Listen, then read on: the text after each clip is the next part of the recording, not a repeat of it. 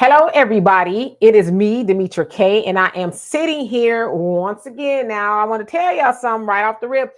I did not upload the podcast that we did because it was going to get too close to this one. So I've uploaded it for 8 o'clock Central Time tonight. So after this, you guys go over there and watch it. I promise you will not be disappointed. It was a great podcast that Donovan and I have. But for right now, we are live, okay? Live and in living color and all of the above. We're going to have, I would think, a serious conversation today. We're going to talk about some things that have kind of gone awry in our community with some of the young people. So, of course, I put together a video compilation of some things that have been going on. Then we can have a discussion about that. Of course, I get a little bit more into that as we progress along here.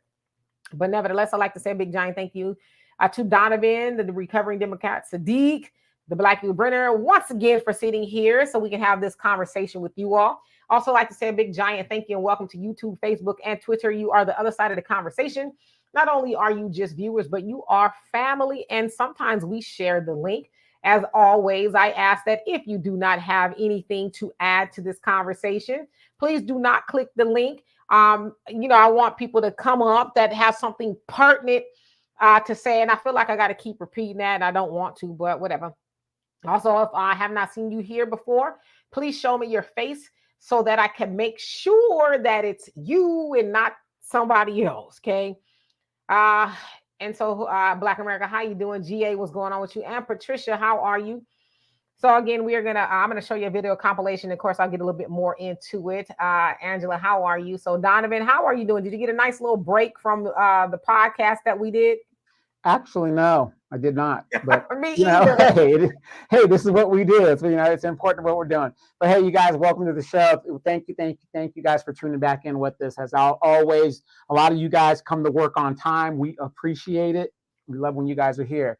You see the bottom scrolling banner? That's in case you want to give Demetra 100% of your donation to keep her motivated to make these great videos. Also, I don't want to take up too much time doing the intro here. The African Diaspora app. Please, please, please. The revolution will not be televised. So we are pushing the African Diaspora News Channel app very, very hard because we want to have conversations to where we will not be monitored. We will not be censored. We will not, we can talk the way we want to talk and how we talk. So, check it out on your Google Play, your Apple Store. You can download it, become a member. And Demetra still does videos over there. Phil Scott, the whole African Diaspora News family, they do their conversations and media over there as well. So please, please, please look into it. And, and even if you maybe not join, which I think would be kind of crazy not to join it, share it with your friends and family as well. And let's get the conversation started in Black America and turn this whole notion around in what's going wrong in our community and getting the right representatives in the right places so that we can have some smiling faces. All right, let's get to it. Yes, indeed. And thank you once again, Donovan. And Troy, how you doing? JJ Melvin, hello there. And thank you. And Mad Marks, how you doing? And Pensalola, what's going on with you? Okay, so as I said, I took the liberty to put together a compilation. Now, the first video you guys are going to see, you're going to be like, what? But I'm going to try to give it my best explanation. So anyway, you guys have probably been seeing on whatever social media platform that you use on a regular basis, some waywardness, if you will. You've seen, and this is not anything new. It's kind of seemed like it's become a thing. I guess like since the pandemic and maybe after, where we have seen a lot of looting and robbing, people, going into stores. And I want to say off the top too, admittedly, it's not just us. But we see a lot of us, okay? We know sometimes how the media is. They'll, tend to show just us. But so I just want to focus on us because that's what I've seen lately.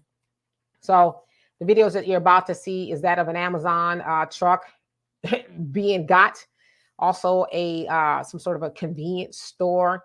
And then you're going to hear from some officials, the mayor and the mayor of Baltimore and the governor of Maryland. They're going to have a conversation in addition to another clip before that. So I'm going to show it to y'all and then we can get into a discussion. So let me pull it up here. Who else came on here? All right, let's see. Yeah, I'm like you, Donovan. I didn't get a break either. I worked all the way through and I still got stuff to do. Okay, here we go. Gangs of kids anymore. They are often the kinds of kids that are called super predators. No conscience, no empathy. We can talk about why they ended up that way, but first we have to bring them to heel. And the president.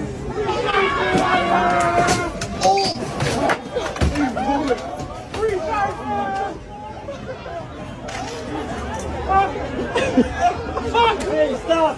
Guys, stop! Motherfucker, stop! Stop! Go, beat trash!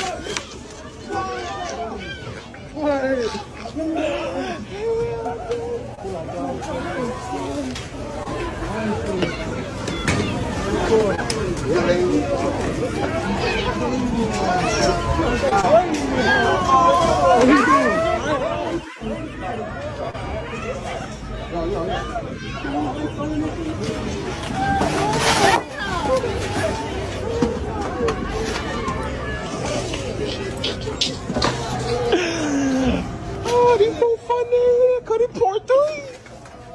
Part three. In the truck. These in the truck. These in the truck, okay? Look, working right now.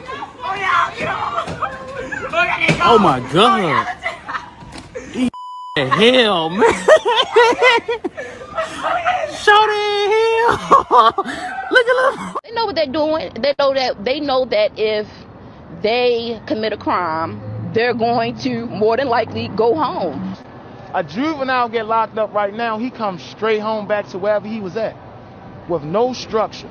Lawmakers have recently opened hearings on juvenile crime, but the governor has not called a special session to deal with juvenile crime.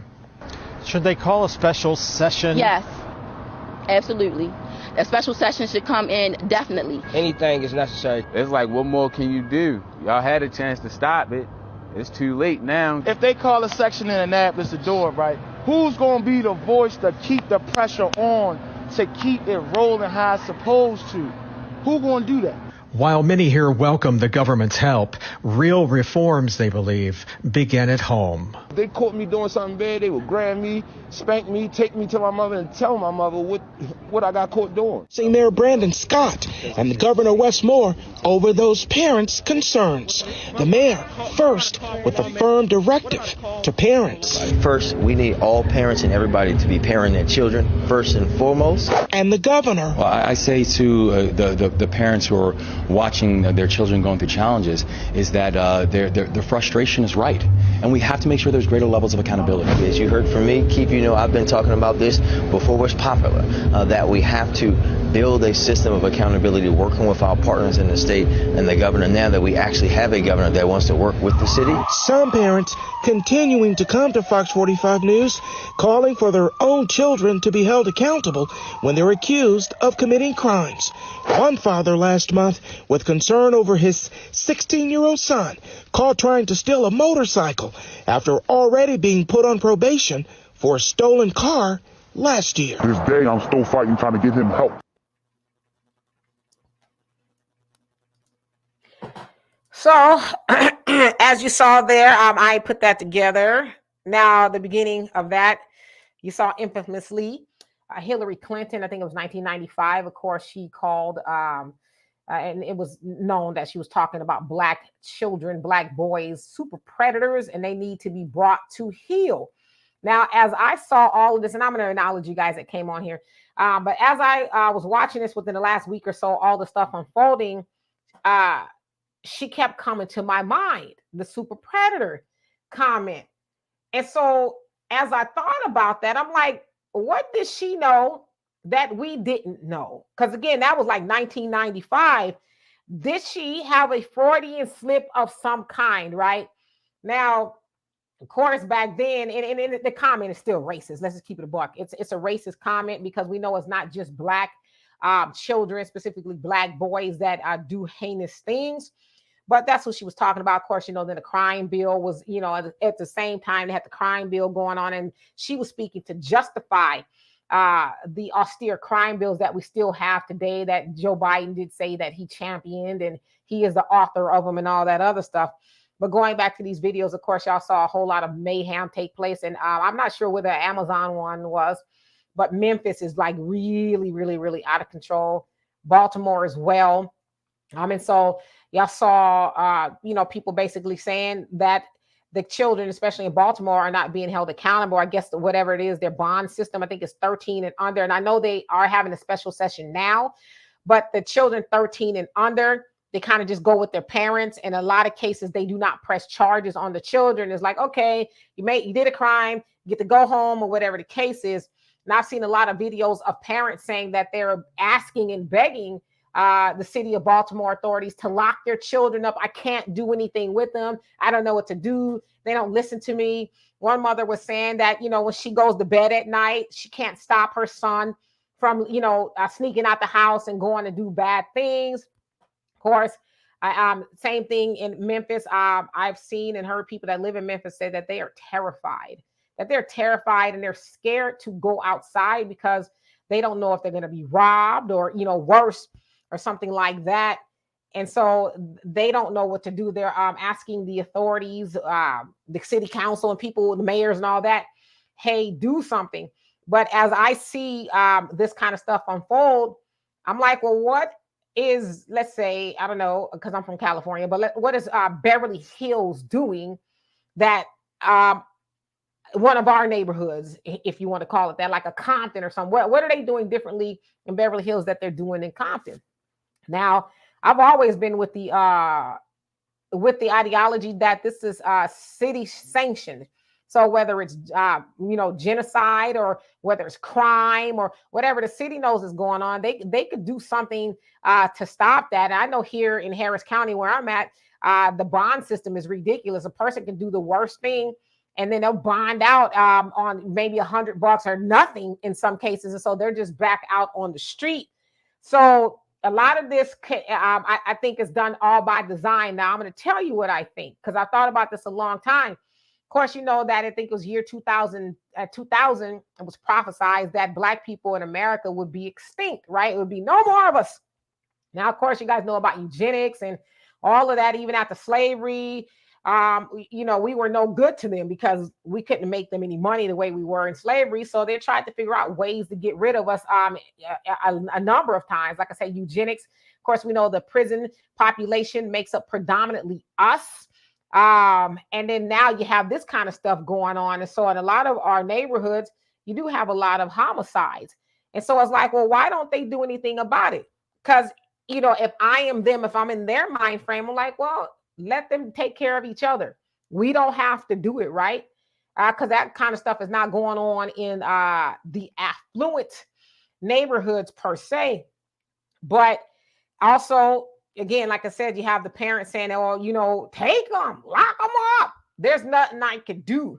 So what I want to do is here, have a conversation with you guys on what it is that we need to do. Now, I know those aren't our children out there, but eventually that will come to affect us. You don't know if you'll be outside pumping your gas or, what have you, and then something like that happens to you. So we need to figure out a solution as to how to curtail it or stop it altogether. Because one thing we know for sure is that the powers that be, whether it's the city council, the governor, whoever, they're not interested in saving Black people. They're not interested in stopping any of this stuff that's going on.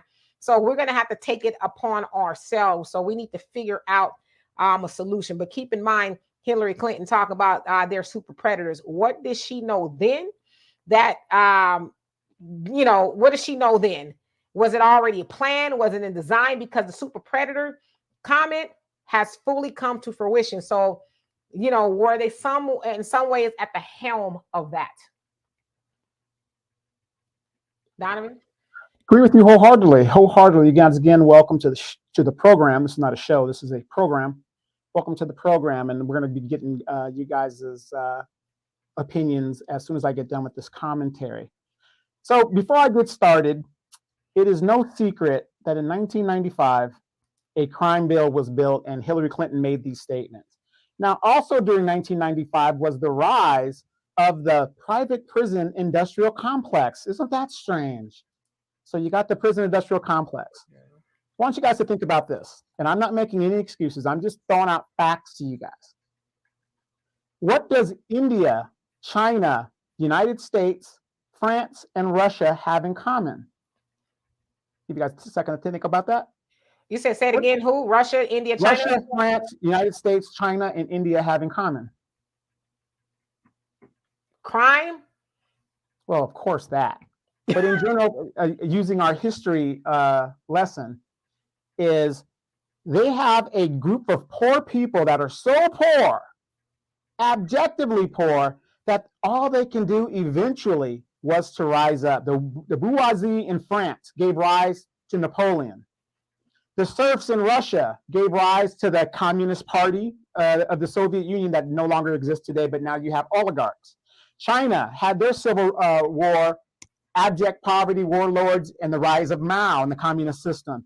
India and Pakistan and the other Muslim countries around there, they're dealing with colonialism, but the Indian people were so abjectively poor compared to the colonizer that they rose up. Here in the United States, you have one group in the United States that is so abjectively poor, and the system makes money off of them left, right, and indifferent, and that's the Black population.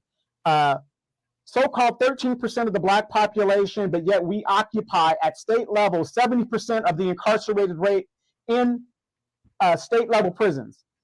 The fastest rising group of incarcerated prison inmates now are Black women. Black women, get that going.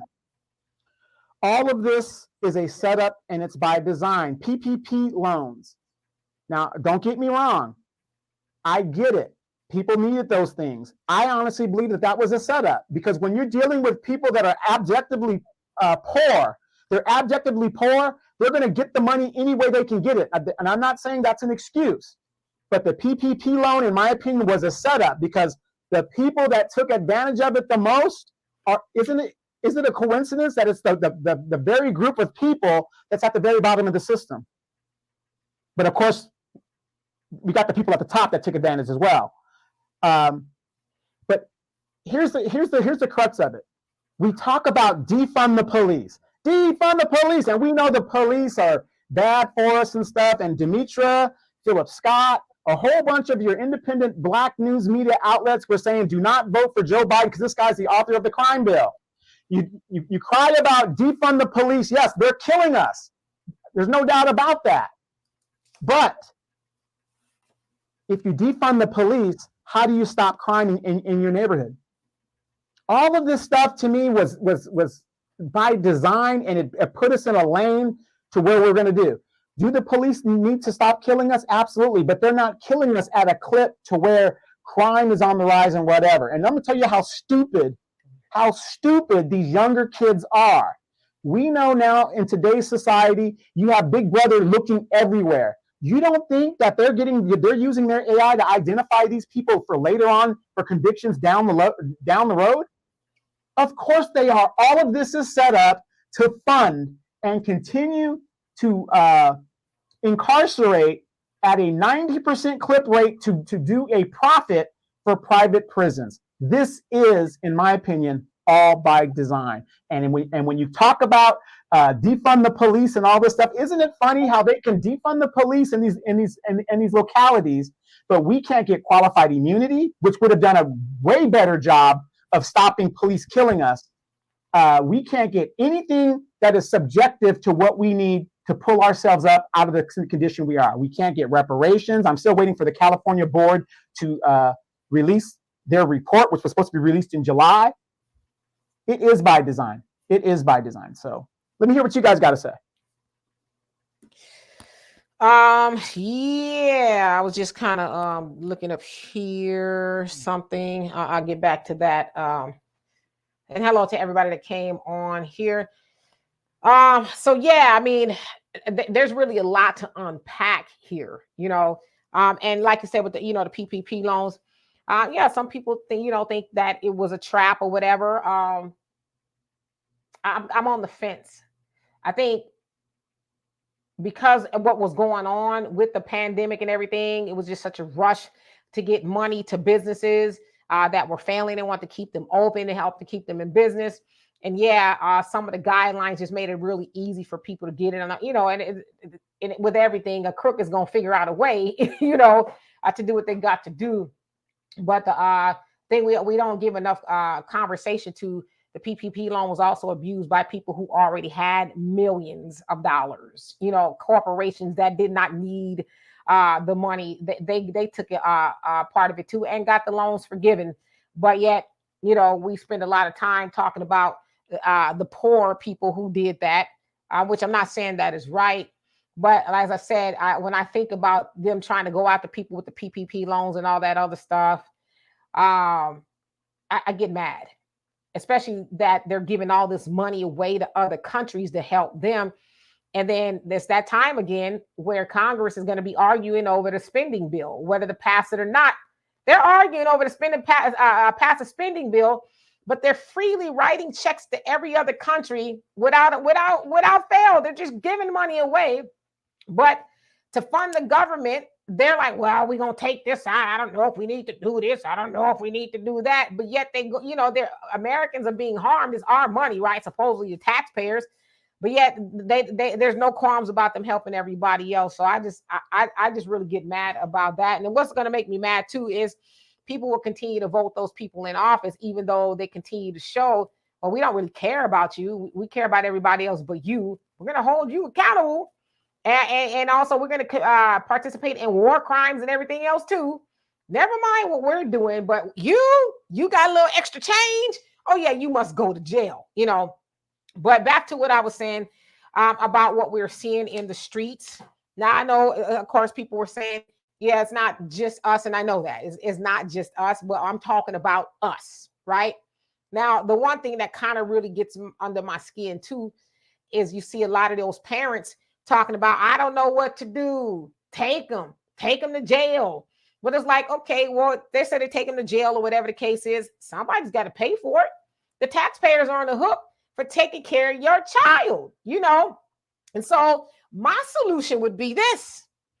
Instead of taking the children to jail, you're right, I don't think children should go to jail. Take their parents to jail. Make their parents liable in every way, shape, and form. Put them in jail and let them pay the sentence that their child is doing. I guarantee you, when they get out, they're going to be like, oh, okay, now let me put my foot down. Because my thing is this too. What are the parents not doing that our parents did? Like what the parenting, and I say this too, I don't care if y'all get mad. This is by far the worst generation of parents ever made. Because I couldn't imagine that being my mother or my father talking about, I don't know what I was going to do. Why don't y'all take them to jail? I'm begging you. So I'm going to take your kids to jail that you failed to raise. Now, listen, I know somebody's already saying too, well, some children are just going to do what they want. I ain't talking about them. I'm talking about the children that you, and I'm not talking about y'all, I'm talking about them, you have failed to raise. The children that you paid no attention, you saw them being bad and wayward, and you decided not to correct it. And now that it's out of your hands, you want somebody else to take them off your hands. And so the state or the city or whoever takes them off your hands, what are you going to do at home? What are you going to be doing? Are you going to be, trying to figure out a way that when Johnny or Sally comes home, I'm going to figure out how to be a better parent? Or are you going to be scrolling on your phone? You're going to be watching TV? Are you going to go back to what you were doing when you weren't raising your children? Because at some point in time, we can't keep making excuses for the things that are going on. Now, I also want to put this point in because I forgot to do it earlier. Whenever you suck out resources from a community or a neighborhood and you don't put them back, then what you're left with is degradation, right? And degeneracy and every bad thing you can think of, because where there's no jobs, then you're going to have high crime. And the other thing too is, while, Hillary back in 1995 was talking about super predators, well, along with those crime bills that you were touting, y'all also sucked out a lot of the male figures outside of the community. So yeah, a lot of the children were left to be raised by their mamas, no male figure. And a lot of those men are still doing a bid in prison. So there's a lot, it's like a perfect storm. And that's why I said, what did Hillary know then that now we know? What was she really saying? And so we got to put the ball back in the parents' court. There's no excuse. take my child to jail because I can't raise him before I give it back to Donovan. I saw this horrible story today. I won't even listen. It was so horrible that I could not share with anybody because it was that horrible, and I didn't want this on anybody else's mind. I try my best to tell y'all. There's a 22-year-old guy. He was a white guy. Okay, he was in prison. I don't know why he was in prison, but he was in there for like secondhand theft. Okay, he was supposed to be out by now. I'm going to tell you this. Okay, his parents got a call from the warden, and they told his parents he overdosed. An inmate called his parents and said he did not overdose. He was kidnapped from his dorm to another dorm and held captive for 2 or 3 days. And y'all can fill in the blanks as to what they did to this. He was a kid, you know, tied him up and did what they did to him for 2 to 3 days. A kid was in there for, you know, secondhand theft. So what I'm saying is, for a lot of these kids, they think it's all fun and games until you hear about stuff like that. Like you outside the streets, running around stealing, hee hee ha ha. But then you get in there with the big boys. It's a whole different ball game. Needless to say, the guy ended up dying. So. Yeah, I just put in the chat, but by you bringing that up, how many of you guys remember the original movie Bad Boys starring Sean Penn? Mm-hmm. That kind of gave a look at, you know, juvenile incarceration areas and people. You talking about sleepers or no? It was called Bad Boys. I know. Okay, Penn, yeah. Okay. I think what's her name? Allie. Oh yeah. Yeah, she was in it. A very good movie. Yeah, very good movie. I mean, way before its time. Sean Penn should have gotten an Oscar for that movie, how he portrayed, you know, his mother wasn't engaged with him and all that other stuff. And, you know, the kids are just in the streets. And that kind of what was happening in the early 80s, late 70s. But let me go back. Remember Sunday, I put a picture of my mother up, and my mother was in the military, her last deployment in Iraq. And remember Sunday, I said that when you're a military kid, that's why some of you guys look at me and say, man, Donovan he's so far out of there that, you know, we don't even know where he's coming from. That's why I keep telling you guys, every Black person does not have a what you call hood experience. We just don't have it. But I don't know if Black America will agree with me or anything like that. You know, those of us that have been in the military. Remember, I would tell you guys, even though my mother was a widowed mother, raising 2 boys by herself, everything that we did as children affected her. So she wasn't having none of our foolishness. She wasn't having us not doing what we're supposed to be, doing, and not being where we're supposed to be at. Because if we were screwing up, that base commander or her commander could come to her, demote her, and all kinds of stuff. So guess what? Ass whippings came fast and in a hurry. And I will be the first to admit, I don't want to, put my mom on blast like that. There wasn't an ass whipping I didn't deserve. I earned every ass whipping. But this is what I'm saying about the civilian experience, to where people say, oh, the law, I can't do this to my kids. I don't give a damn what the law says. In my house, I used to tell my sons all the time, you could call CPS, you can call who the hell you want to call, because by the time they get here, you will be dead. Problem solved. And we got to get back to that type of holding parents accountable and stuff like that. And I agree with you, Demetra. If parents were held accountable, just like military parents are held accountable, you wouldn't have such waywardness stuff in the community. Just because you can doesn't mean you should. So let's hear what our co-hosts have to say. Yes, indeed. So let me, you know what? I'll skip past something and I didn't mean to. Let's see. Pensy Lola, thank you so much for becoming a member. I love and appreciate you for that. I didn't want to be remiss in that. I saw it, but then it kind of slipped my mind. But thank you so much. All right, so I'm going to open up the link in just a minute and listen. Okay. What I want to do is I want to have some new people come on here and voice their opinions. I want to hear from different people today, if you guys don't mind, because I can already see Black America with you on already, and I just ain't really into contrarianism, if you will, today. But I love you anyway. All right, so let's see here. Oops. Let me get back down to where I was. Oh, I go here. Black America says 22 is not a kid. It is a kid. 22 is a kid. Chronologically, yeah, he's an adult. The age of majority is 18 in most states in the United States, but 22 years old is a kid. A person that hasn't really, experienced life or, really gotten out there. And I should say that he did have a child. I think they said a child or twins or something like that. So it's a horrible story. When I read that, I was blown away by it. I was just like, golly. And, the people that did that to him, they're going to be walking amongst us, if they're not caught. So it's crazy. Michael, he says, Donovan, you're wrong about the quality of universal health care. Okay, so I'll let y'all talk about that. But yes, also I saw, Michael, you said the difference between defunding the police. And what did you say? Let me see, because I want to get it right here. You say, Demetri and Donovan, defunding the police means transferring money from the police to social services. Police abolition is about eliminating the police. Please understand the difference. Yeah, we know the difference. We know that it's not getting rid of the police altogether. Is that they have overinflated budgets. And a lot of that money could be and should be allocated to social programs to be proactive and alleviate the need for so much policing. So, yes, thank you. And tonight, you're absolutely right. The white people was doing the most scamming with the money, but when they heard some black people and other people got the money, then they got to crack down. Hello, Miss B Glamour Decor, how you doing? Says, I remember. And Thunder, what's going on with you? And Andre says, yep, I remember that movie. And Pensacola, you says a 9-year-old black boy was killed. Tyshawn from retaliation, Chicago, Signey, Stop Black First Family. Yeah, and it was somewhere else too.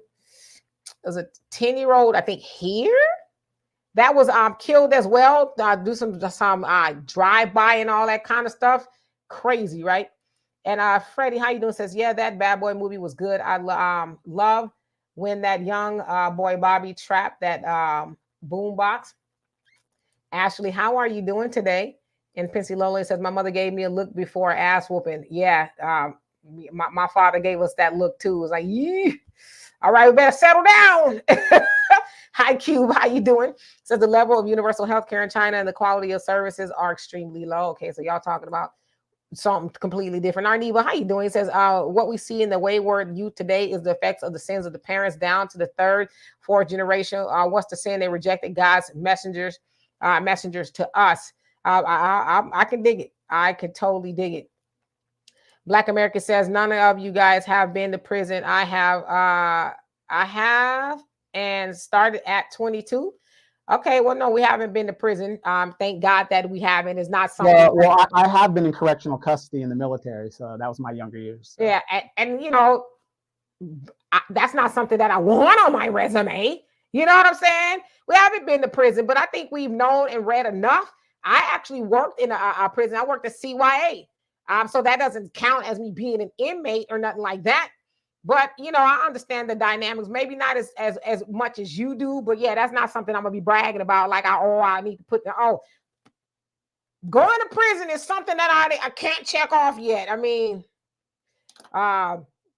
let's see here. And Calvin says, facts, parents are now trying to be like their kids instead of being a parent. Plus, social media has become the parents of these kids. Yeah, and I should say that to your point. There wasn't social media when we were coming up or whatever the case is. And these parents are so distracted. They don't look up from their phones either. I mean, these children are tablet children, right? They got tablets. Everywhere you go, see a child on the tablet. Remember when we used to take long trips across the country or to or whatever in the back of the car? We played Slug Bug or, whatever, I Spy. We played those games. We didn't need to, be occupied with a tablet. Otherwise, we was going to go nuts.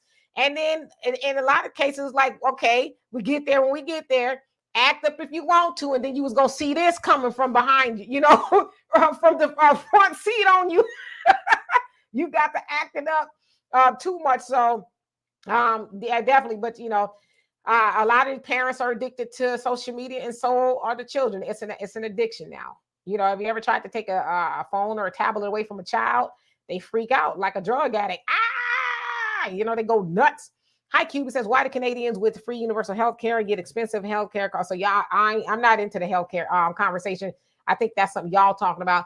Andre says, in my early 20s, I still needed guidance from my parents and other responsible family members. I'm always in my children's ear to try to point them in the right direction. Yeah, but see, unfortunately, in our community, we feel like when they 18, not all, but some of us, think when they 18, oh, you grown, get out.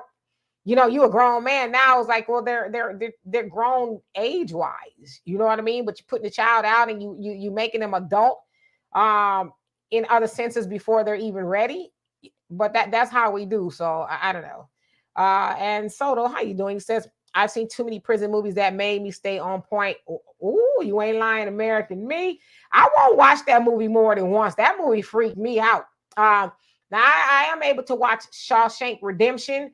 That the couple of parts when they talking about that kind of stuff, yeah, that kind of stuff freaks me out. But I'm like, damn, y'all still out here committing crimes with the way they doing people up in prison. Y'all think that's the thing to be doing? Wait, whatever happened to that movie with Leon Isaac Kennedy? Penitentiary. Yeah, that was my movie. Too sweet. 1, 2, and 3. Number 3, The Midnight Third. Too sweet. Yeah. You know what's so funny? My dad, he owned his own business, and he'd go from sun up to sundown, and he'd always promise to take us to the movies. I'm gonna get off, I'm gonna take you to the movies. And so he would. Now, once he got in there in the van and he got us some popcorn and got us settled, my dad was knocked out. My dad took us to see Cheech and Chong movies, and we saw Penitentiary. He had no idea what we were watching. He thought. Did you guys go to the Rubino Theater or the? No, this was in LA. Okay. Yeah. So my dad thought we were watching Cheech and Chong ice cream, but it was Nice Dreams, right? He had no clue. We was learning about weed and all that other stuff. He wake up, how was the movie? It was good, Daddy. It was good. Oh, okay, Donovan, you crazy. You talk about I did 30 days in correctional custody for fighting a military policeman for hitting my girlfriend in the squadron. That's true, right here at March Air Force Base. Okay, long story short, this is how crazy I was. My girlfriend was going through the gate. You know, for some reason they were checking IDs that day. He takes her ID and takes her information down off the ID. She calls me at the job, and I'm down the street on the flight line. I get word of it. I get in my car. I go down to the security forces squadron because I know the guy. Because Dimitri, you might know him too, because he used to go to the club a lot too. What's his name? What his name is? I can't remember his name, but he used to wear this like blue jacket. He was a slim guy, kind of like me, but he used to dress real sharp. I went in there and I just started wailing on his ass, no questions asked. They arrested me on the spot. First sergeant came and got me. I had to do 30 days. I forfeited some money, but people ask me, was it worth it? You're damn right. Yeah. So you had to go to the Briggs. Yeah. I did. I got a UIF. My first sergeant understood. This one you had good first sergeants. He understood, what the situation was. So they said they're going to give me a UIF, which was kind of good because a UIF is only in your file for 60 days and they take it out. And it's like you never did anything. So I was like, thank God. Woo. Did you have to not drop the soap? You said, Mama, send me a soap on the rope. Well, I was in correctional custody, but it was like an outpatient one. Gotcha. Like at 7 o'clock, I had to show up, put the jacket on with the C on the back of it. It was so demoralizing. I can imagine. So I'm gonna put the link up. As I said, I want to see some new people on here. We just ain't really trying to be arguing today and all the contrarian and stuff. And if y'all don't mind, because we really need to come up with a solution as to how to, correct this ship of what we're seeing, because this is going to get worse, And what I hate with the media, especially, is that they put these images out there, but they don't give it a full conversation. Well, just why is it this way? Because it's easy just to blame Black parents. And trust me, a lot of the blame is on them. It's easy to blame them and say, oh, they're just horrible parents. But it's like, y'all not going to talk about the conditions that they live in, that was created. You know what I'm saying? We're not going to talk about those things at all. Because I think that we should. But it's disingenuous. But that's what the media does. And we know who feels the media. It's the Republicans and the Democrats, and and everybody else in between. And they always want to demonize Black people without saying, well, yeah, some of it is their fault, but you know, Joe Biden and Hillary, your husband, and a whole bunch of other people, you know, Maxine Waters, all of them, all of them. The Boule, all the fraternities, you know, that, you know, I keep hearing about the black fraternities and the sororities. Oh, we're in the community. I don't see them. All I see is them partying and doing what they do. Yeah, so you know, even with the crime bills, most of your black leadership, they signed on to it. Maxine, all of them, they signed on to it. They agreed to lock up the 3 strikes laws, and you know, all of that. They all signed on to it. Talking about, well, we thought we were just helping women. There was something in there for women. We thought we were helping women. So it's like you threw black people under the bus. You could have did 2 bills, or you know, whatever. You threw black people under the bus, incarcerated, and ruined generations of black people to save women. Or were you just worried about white women? Because what about the women who had husbands and sons and all those people that were snatched from the community and went to prison under the, you know, this bogus 3 strikes law, which wasn't even really supposed to be what it is. It was for predators who were abused, you know, sexual deviants, if you will. But it got misapplied to people who they had maybe a 3rd felony, and they stole something on their 3rd felony, and they ended up going up the river for 25 to life. Even Polly Klaas, that's the the girl that was kidnapped. Richard, I can't remember the guy who did it, but he kidnapped her, and he was a repeat offender. And they said that had he gone to jail and stayed there for the first time that he did something like that, and they're saying three times, which I don't know why they would give him 3 times. That Polly Klaas, she was in Petaluma, California. He kidnapped her out of her room, that she would still be alive.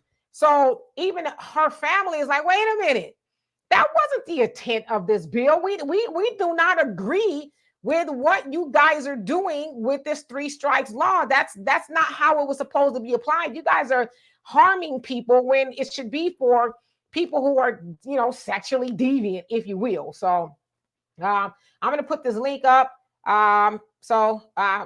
Again, let me see you guys' face before you come on if I do not already know you. So let me get down to these comments.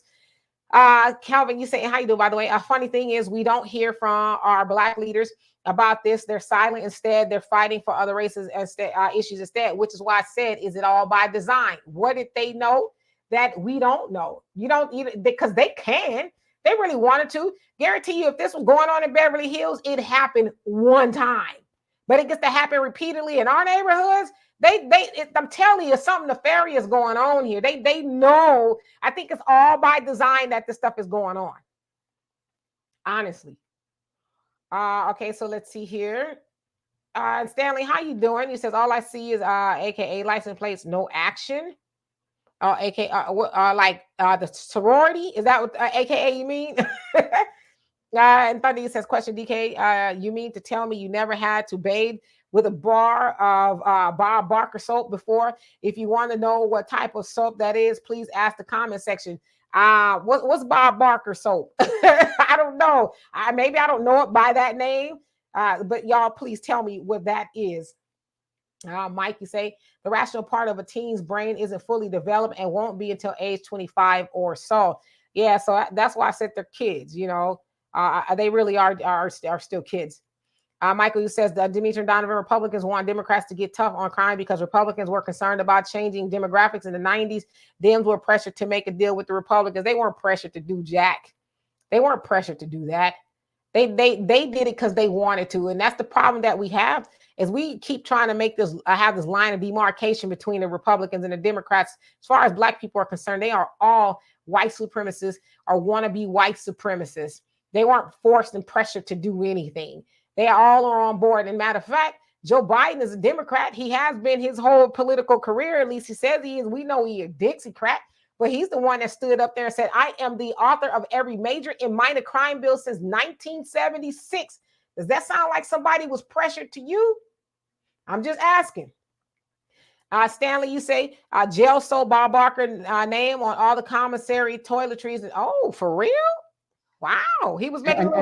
And you know what's crazy about that? Even in jail, they make money off of us. Oh yeah, it's a big business. it's big business, which is why, you know, if you know anything about the how prison works, especially the private prisons, that they have investors and they have to guarantee them ROI, return on their investment, which is that they'd have 90% of those beds occupied. So how do you do that unless you're getting people for silliness? And then they get in there in Black America, I know, you know, system, they get in there for something that's not that bad, but they end up staying for years because they get in trouble. They may be fighting to not, you know, be taken advantage of, and they just keep getting a lot of charges racked up on them. So that's all by design. Yeah, I mean, it really is. It's a second coming of slavery. It's exactly what it is. So, okay, so it's federal prison. So, yeah, I don't know nothing about that. Common Man, how you doing? Yes, you made it. Michael, you says, Dimitri and Donovan, I understand why Black people will forgive Mzungus and express animosity with each other. Am I correct? Please help me understand why. Well, we forgive Mzungus is another word for white people. I think it's South African, Zulu, if I'm not mistaken. Because we've been conditioned from the plantation. No matter what the master does to you, you forgive them. And that the Bible, which is why, like I said, I don't go to church. That was rammed into our people. In the Bible, it says you turn the other cheek.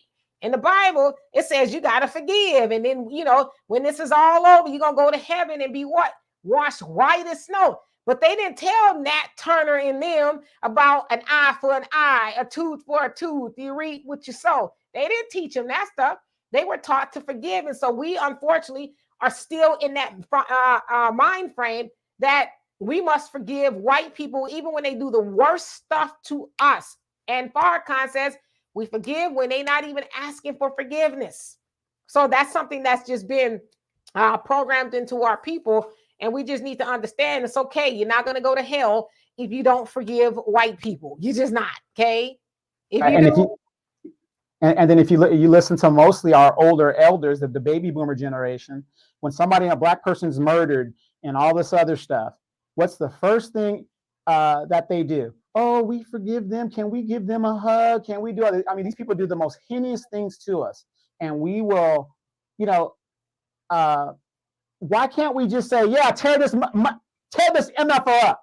You know, if something happened, if my son or my brother got choked out and murdered on national TV, I would be like, I don't care, tear it up.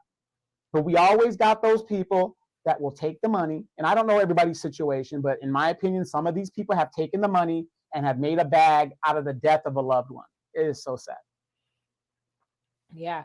And Pensy Lola, I actually did a story on that on the African Diaspora News Channel about the laws in Mississippi came into fruition in 1880, where they lowered grand larceny from $500 to $10, the price of a pig. And if you really think about it, back then, 1880 wasn't that far off from the end of slavery. Black people were still struggling, you know, so they're still in the pig. They were still in it for food. So they, being white supremacists, found a way to incarcerate people for a long time for stealing the pig, but it was really just to keep Black people in labor, right? In labor to them. But so, yeah, that's good old America for you there. All right, so let's see here. And Black America, you said that's not why they fight it. That's why you're not fighting prison. Well, maybe that's not why you fought in prison, but there are some people who do get in fights in prison to save their behind. Okay, like you've been to prison, but you don't know all what's going on all of the prisons. They got those major gangs in there. They got those major gangs in there that be calling the shots. And trust me, listen, I get it. It's not very manly to say, oh, I wasn't fighting for my butt up in there. Maybe you wasn't, okay? But there's a lot of people who be fighting for their butt. But so somebody won't come and take their butt. So, like, let's not lie to kick. I just told you I saw a whole story of somebody that happened to, a couple of days ago. So knock it off. All I know is this: if I had to go to the real prison, I'm going there as a double Muslim. Now, a lot of people right now are saying, "What the hell is a double Muslim?" Okay, I'm gonna give you guys an idea what a double Muslim. Dimitri, correct me if I'm wrong. That is a Muslim that loves Allah so much he wants to take you with him to go see him. Right. Hold on.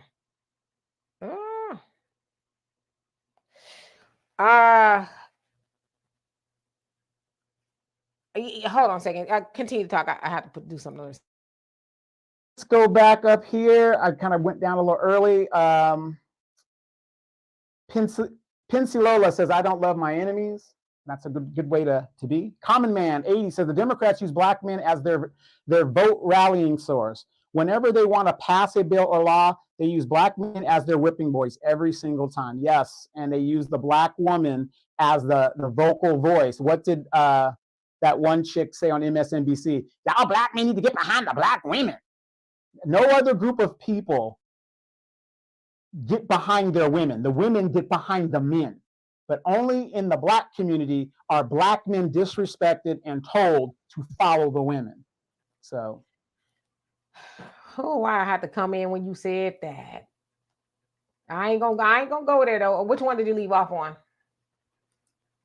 We are on Ice Cube 25, but other races issues are free from responsibility and benefit themselves only if they blame the other person in the victim's memo. Got you. Shiloh, how you doing? It says The Birth of a Nation is one of my absolute favorite movies of all time. It's such an inspiration. Yep, I love that movie as well. Nate Parker, very good movie. And Simo, I hope I said that right. How you doing? He says this is definitely a setup. If we don't get our youth, then folks will institute martial law and apply the pressure on blacks with an iron fist. See, I agree with you to a point. I think they're only going to apply martial law if it goes into their neighborhood. But as long as it stays concentrated into the black neighborhoods, I think they'll be fine. Now, of course, they don't mind sacrificing one or two of their people that happen to get in the harm's way per se. But if minute starts bleeding over to Beverly Hills, River Oaks, or somewhere like that, then they'll institute martial law. But I would really, honestly, truthfully believe that this is all by design. Let them take care of themselves. That way we ain't got to have people talking about, oh, they're, doing this to them and it's genocide and all that. We'll just let them do it. That's why I say it's city sanctioned, it's state sanctioned, it's, the country sanctioned. They know they can stop it. They just don't want to. Right. And then CMOS, you got to think about it like this. What makes you think we're not under martial law right now? Why is it that black people are over policed compared to other groups? Why is it that black people are congregated in certain areas, kind of like what's going on with the Palestinians? We are designated to certain areas to where, we're just stuck in that little area.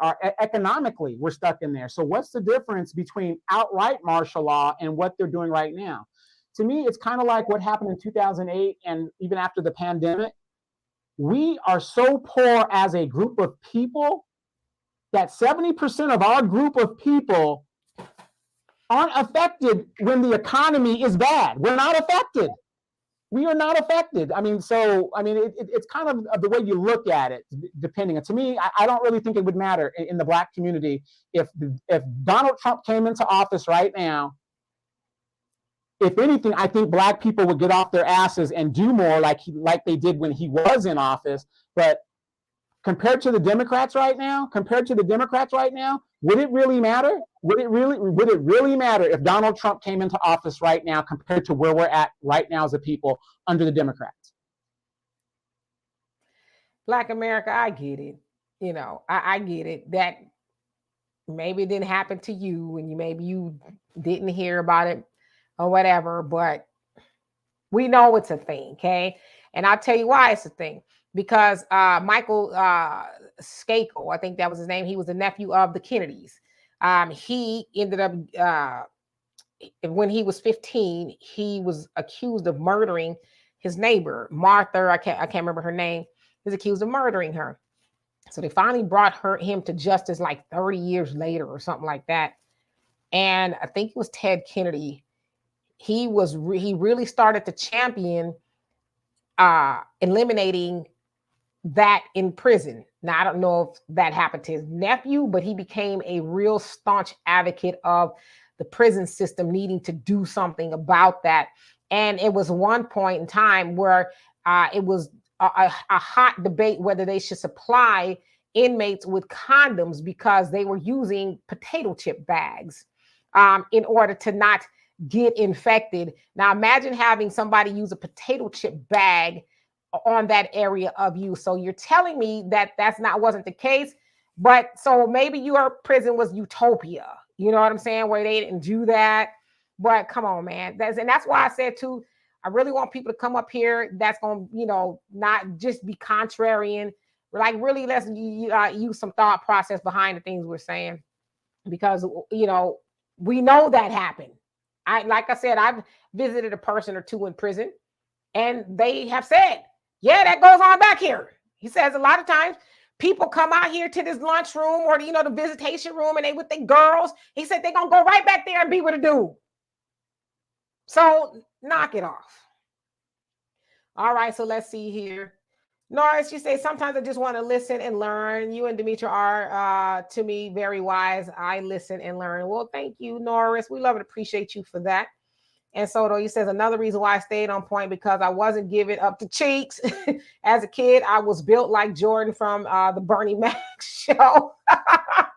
Yeah. And Thunder says, DK, just to put it out there, no, I've never been and don't plan on going, but I do have some relatives that have been on state-sponsored vacations. Yeah, we all know somebody who got a little vacation. They ain't want to go, but they was going nevertheless. Everything's paid for.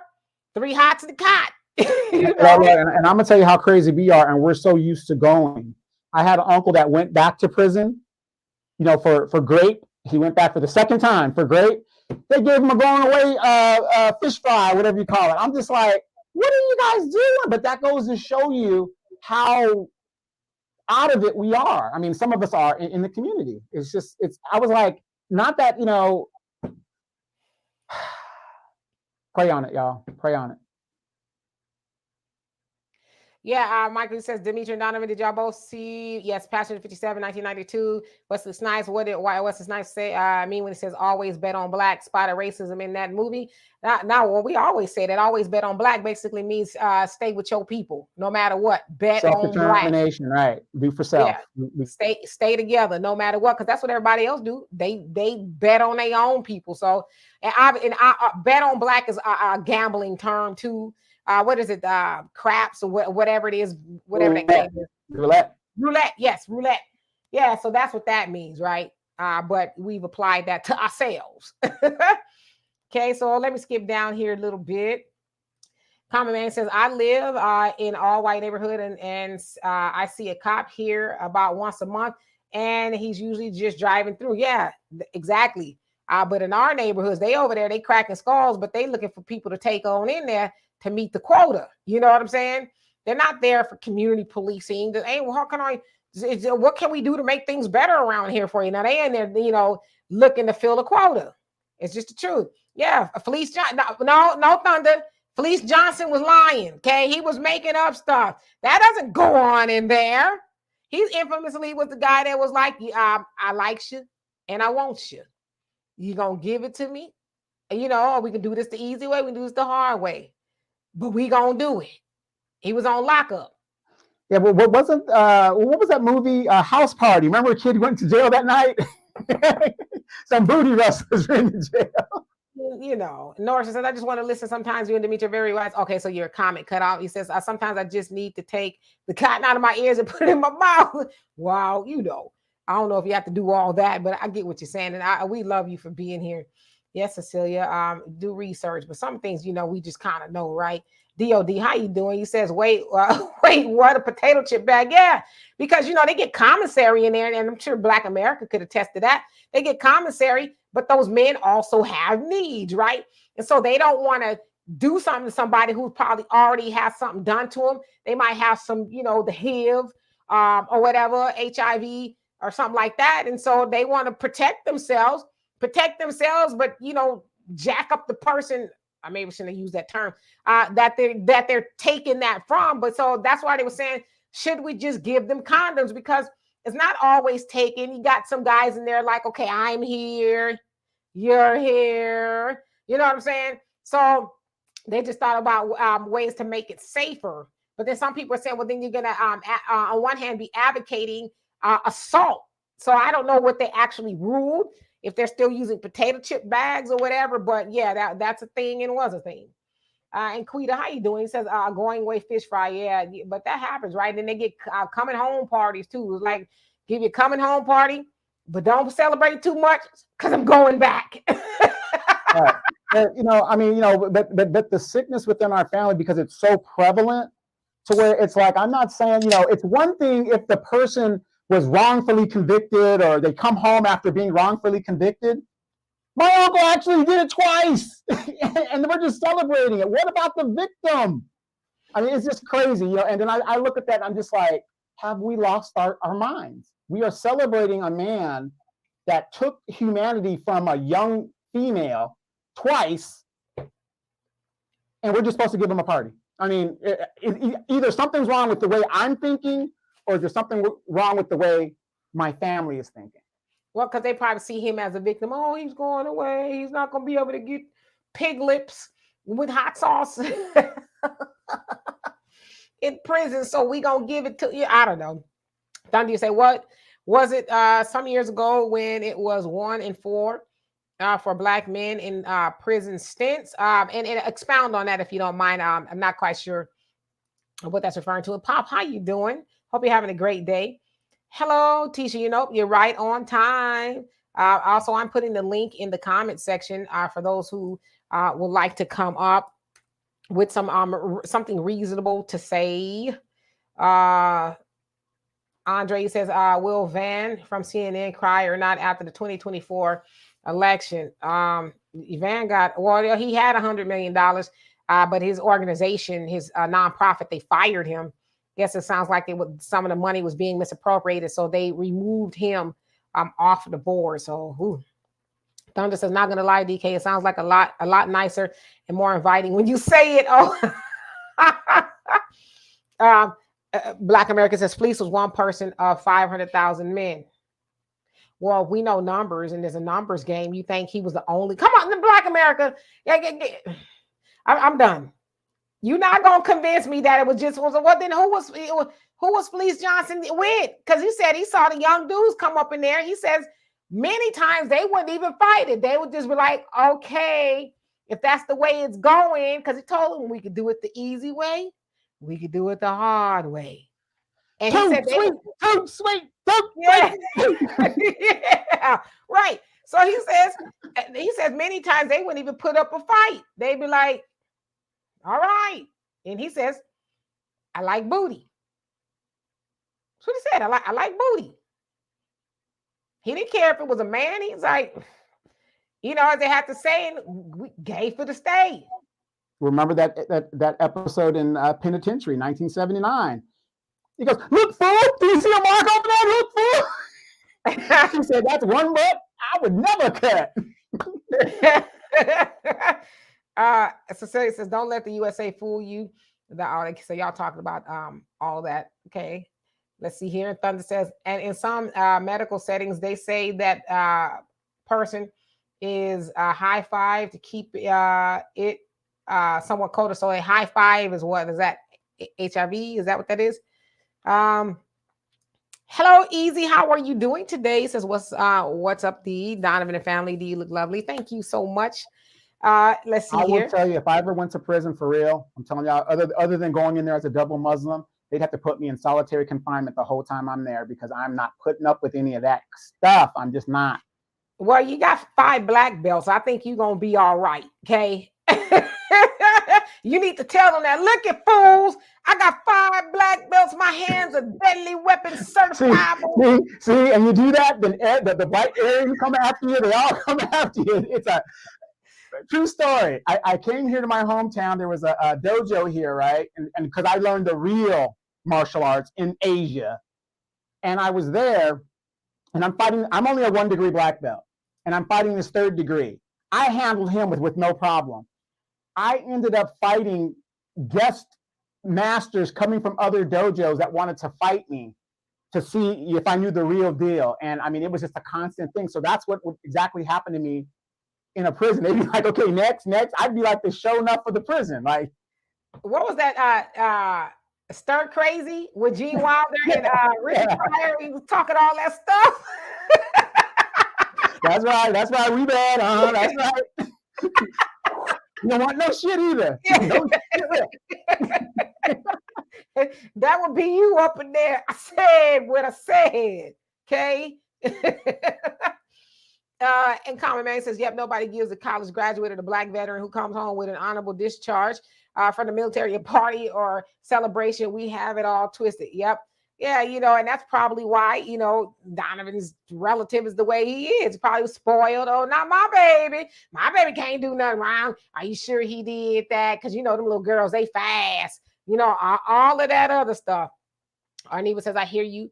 If you become a Muslim in prison, you'll be protected. That is true, right? Yes, but they also make sure that you're a real believer. They're not going to waste their time with somebody who's just trying to skirt I just need some protection. Yeah, if you need some protection, if you got a good family and got enough stuff on your books, you can buy protection. Yeah, because the guards, they be up in there on the nonsense as well, And especially if you want some kitty cat. I mean, we see it all the time with the stories of these female correction officers being impregnated by inmates. Right. Yeah, Andre, we bad. That make me want to watch that movie. Michael says, Donovan in karate, did you beat a lot of Asians to get a black belt? Were they jealous of you? Well, no, actually, I did not. When it came to the kumite, because the Japanese, remember a lot of especially the Japanese, that's in their genetics. From the time that they're little, they're taught martial arts all the way through. So when it came to kumite fighting, I never brought any awards home, but I mean, I was in the fight, but I wasn't like kicking nobody's ass or nothing like that. It was, I was holding my own. It's just, I wasn't bringing home any awards. That's not going to happen. Yeah, Pensacola. I don't know karate, but I know Karaza. That's, James Brown. We all know a little Karaza, right? Get the windmill. My daddy used to always say, ain't no such thing as a fair fight. You bite, you scratch, you kick, you do whatever you got to do. Don't let nobody make you believe, oh, you hit below the belt. No, I tried to kick you there on purpose. Yeah, and then, when I don't talk about karate, but like when it comes to martial arts, it depends on what kind of style you're. There's so many styles. Like you have the what's that? What's the one that's real popular? Everybody does. It's really nice and it shows. It looks all great. Oh, jiu-jitsu or something like that. Jiu-jitsu and stuff like that. We used to kick the shit out of those guys during tournaments because it was all show. It wasn't no substance. And the style that I took was Shunryu Kinshikan. Karate actually started in a small island known as Okinawa. That's where karate originated. And that's defensive. That's all defensive. So basically, if I got in a fight or something like that, it's not to be used for offense. So if Demetra attacked me, I'm going to do what I got to do, and then I'm running to suppress her. I'm not going to stay to fight her. I'm going to run away, but I'm going to do some damage to her as I leave. Tisha says you get better food because of religious belief. I hear. Well, the Honorable Elijah Muhammad, when he was in, it is said that's kind of why he got sick and different ailments because he wasn't able to, get special food. They just give you what they give you in there. So I don't know if they're doing that now. Like if you're a Muslim, they won't give you pork or something like that. But I know back in the day, it was like, yeah, here's a slop. There you go. Now I'm sure it's a little bit better food than again. I don't know. Black America says NOI and BGF are just like Crips and Bloods in prison. Yeah, I guess so. And then Michael says, Donovan, if you beat me in karate, I would be disappointed because you are better trained with weapons. Okay. So yeah. I mean, I don't know. As far as parents are concerned, the parents talking about lock your children up. Because, I know, especially in California, where we're from, your child goes to juvenile hall, they still put you on a hook. You still got to pay the tab. It ain't, well, I can't deal with them, so y'all take them. They're like, great, but you still got to foot the bill. Because like I said, what you going to go home and do? Chill out? Oh, yeah, he's in a facility. He's up there. Go get another one. Yeah, so they still make you accountable. And I think that's what all states need to do. Okay, you can't take care of your child or whatever. You can't make him mind. And he's out here causing mayhem in these streets. And yeah, you can either we'll give you two options, okay? You can sit in his place or you could pay for him. Either way, you're going to do the time with him too. Whether it's you paying for his time or you doing the time as well. I mean, if I was a legislator, that's what I would do. There's no such thing as you take them. I don't know what to do. Now, like I said, there are some children who just, they Damien, the second coming or whatever. But then a lot of it is just parenting. Parents just, they don't want to put in the effort. And I think too, a lot of times parents fail to realize you got to have follow through when it comes to your child. So it's like this: Johnny, go sit in the corner. He goes to sit in the corner, and then you go off doing what you're doing. Johnny gets up. You don't even know if Johnny got up or not. Sometimes it might take for you to sit right there next to him in the corner and make sure he does what he's supposed to do. Because my mom used to say that. She said the one thing about putting your child in timeout is you in timeout as well. It's rare that you can put a child in timeout and you go off partying and doing what you want to do. That means that you're stuck in the house as well, because you need to make sure the child is doing what they're supposed to do. But if you leave, you don't know what the child is doing. So it's going to cost you something as well. But yeah, come get my child because they're not listening. Yeah, we're going to come get you too. Y'all can both be on a little hiatus together where you can sit and ponder what you're doing. Because I would imagine that a lot of those children out there that are stealing and stuff like that, they're not stealing stuff they need. They're not robbing loaves of bread or, not like that. They're taking stuff they don't need. And so it's just degeneracy. And the other thing is and like I said, in a lot of cities, they know that they won't be held accountable. So it's like, but my thing is if the laws don't hold you accountable, most of us would have been scared to go home. Most of us would have been like, police, can you please take me to jail? Because my mama or my daddy gonna kill me. I'd rather deal with you, right? And so they just don't feel like nothing's gonna happen to them. Oh yeah, well, and also, think about this. Okay, you're a parent, and you've got this great paying job with the county or the state, and now you got to go to jail for 30 days because of your kid. Now you're susceptible to losing your job.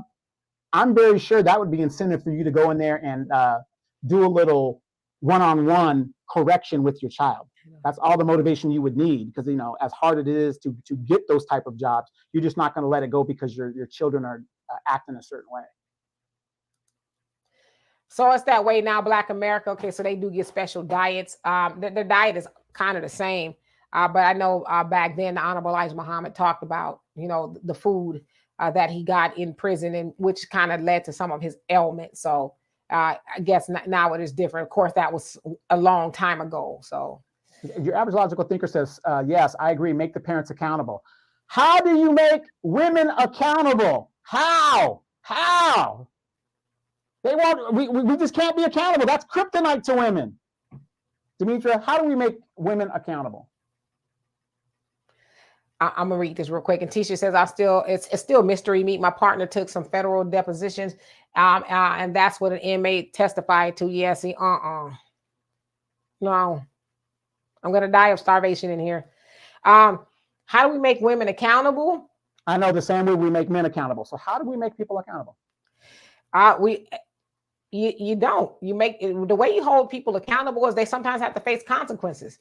You know what I'm saying? Where there are no consequences or even the thought of a consequence, people just kind of do what they want. Like I said, so some of the things that deter us from committing crimes is we don't want to go to jail. I don't look good in orange. Y'all never see me wear orange. I don't look good in orange. Plus, and don't think it's just the men's prison that they be taking cheeks. The women, I heard they worse. Talking about no, thank you. I don't, no, thank you. I'm not that way. Oh, you gonna be that way, So you know what? That's a great answer, and I agree with it. But I have a solution to making women accountable and making men accountable. If a child of a single mom or whatever is out of the box, you put a mandatory 60-day no weave or nail thing against her. And for the dude, no strip club or car shows, something of that nature. He gonna have some strip clubs up in there. They get weaves and stuff up in prison. All the women do shoot. They be foxy fly up in there. They be making their own makeup or crayons and all kinds. I'm gonna tell you, because I watch some of these shows sometimes. What they do is, I'm tell you how they do the weave game and stuff. Okay, so Sometimes women go to jail with weave on and braided hair. And so they carefully take it out, wash it up, and they trade that hair. And so they all, like they just continue to save the weave and they put it on each other's hair. So they still gonna get all that up in there. Okay. Thunder say, do you feel that if there were social clubs like those of old with that curve, some of the juvenile delinquency, they taught family, community, and duty? I absolutely agree, which is why you also got to ask yourself, why don't they have boys and girls clubs like they used to? Because they're not interested in deterring that behavior. They need that behavior to go on so they can justify fueling the prisons. And they can say, well, we didn't kill them. They're killing each other. We're just trying to figure out situations and stuff to stop it. So it's all by design. And you just think about this too. You get that, if let's say you're 22, 18, whatever, you get that on your record. How are you going to get a government job? How are you going to get, the big money when they do a background check on you? I know everybody talk about weed doesn't mean nothing, whatever. Depending on what job you got, I always ask people this all the time. They go, oh, Donovan, weed ain't no big deal. It's natural, it's from the earth. I said, well, I'm a pilot.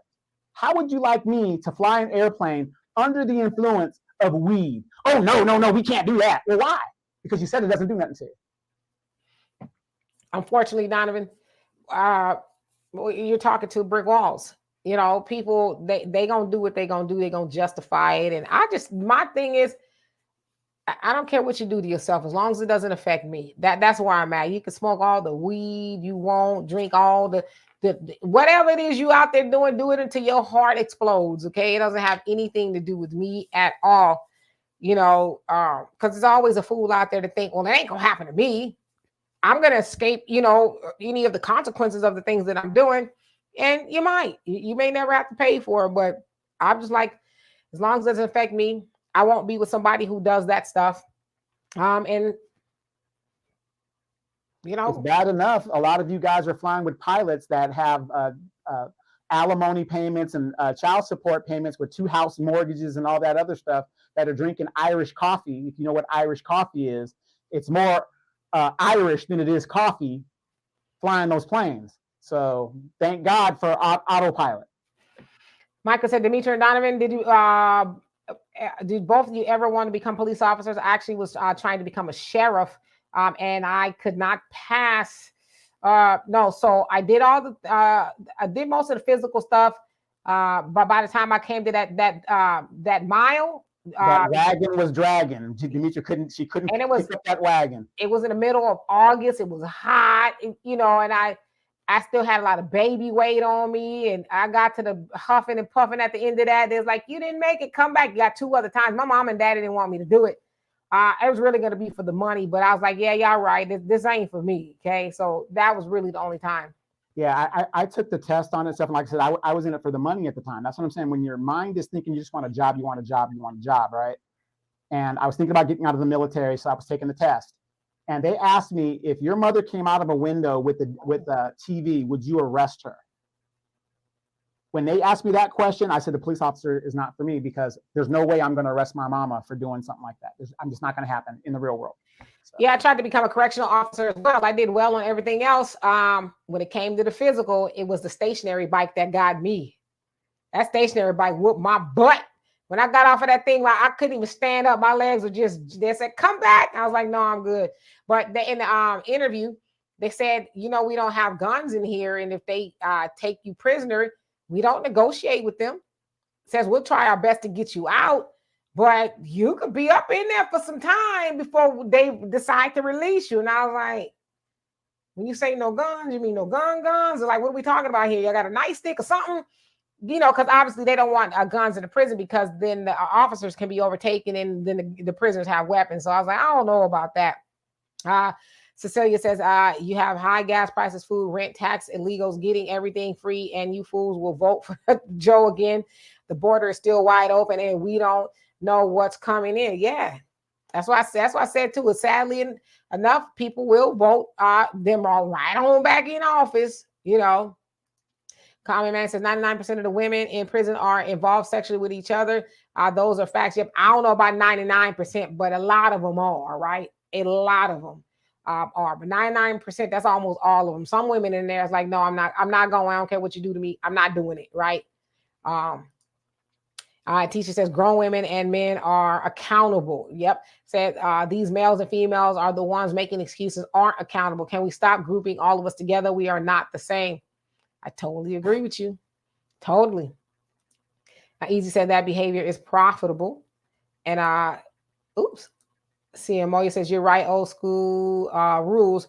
We feared our parents more than the popo. We didn't dare do anything that would bring any shame or negativity to our parents. Yeah, because you have to answer to them. And that the parents that we had is like, nah, they believed in putting a foot to your behind repeatedly.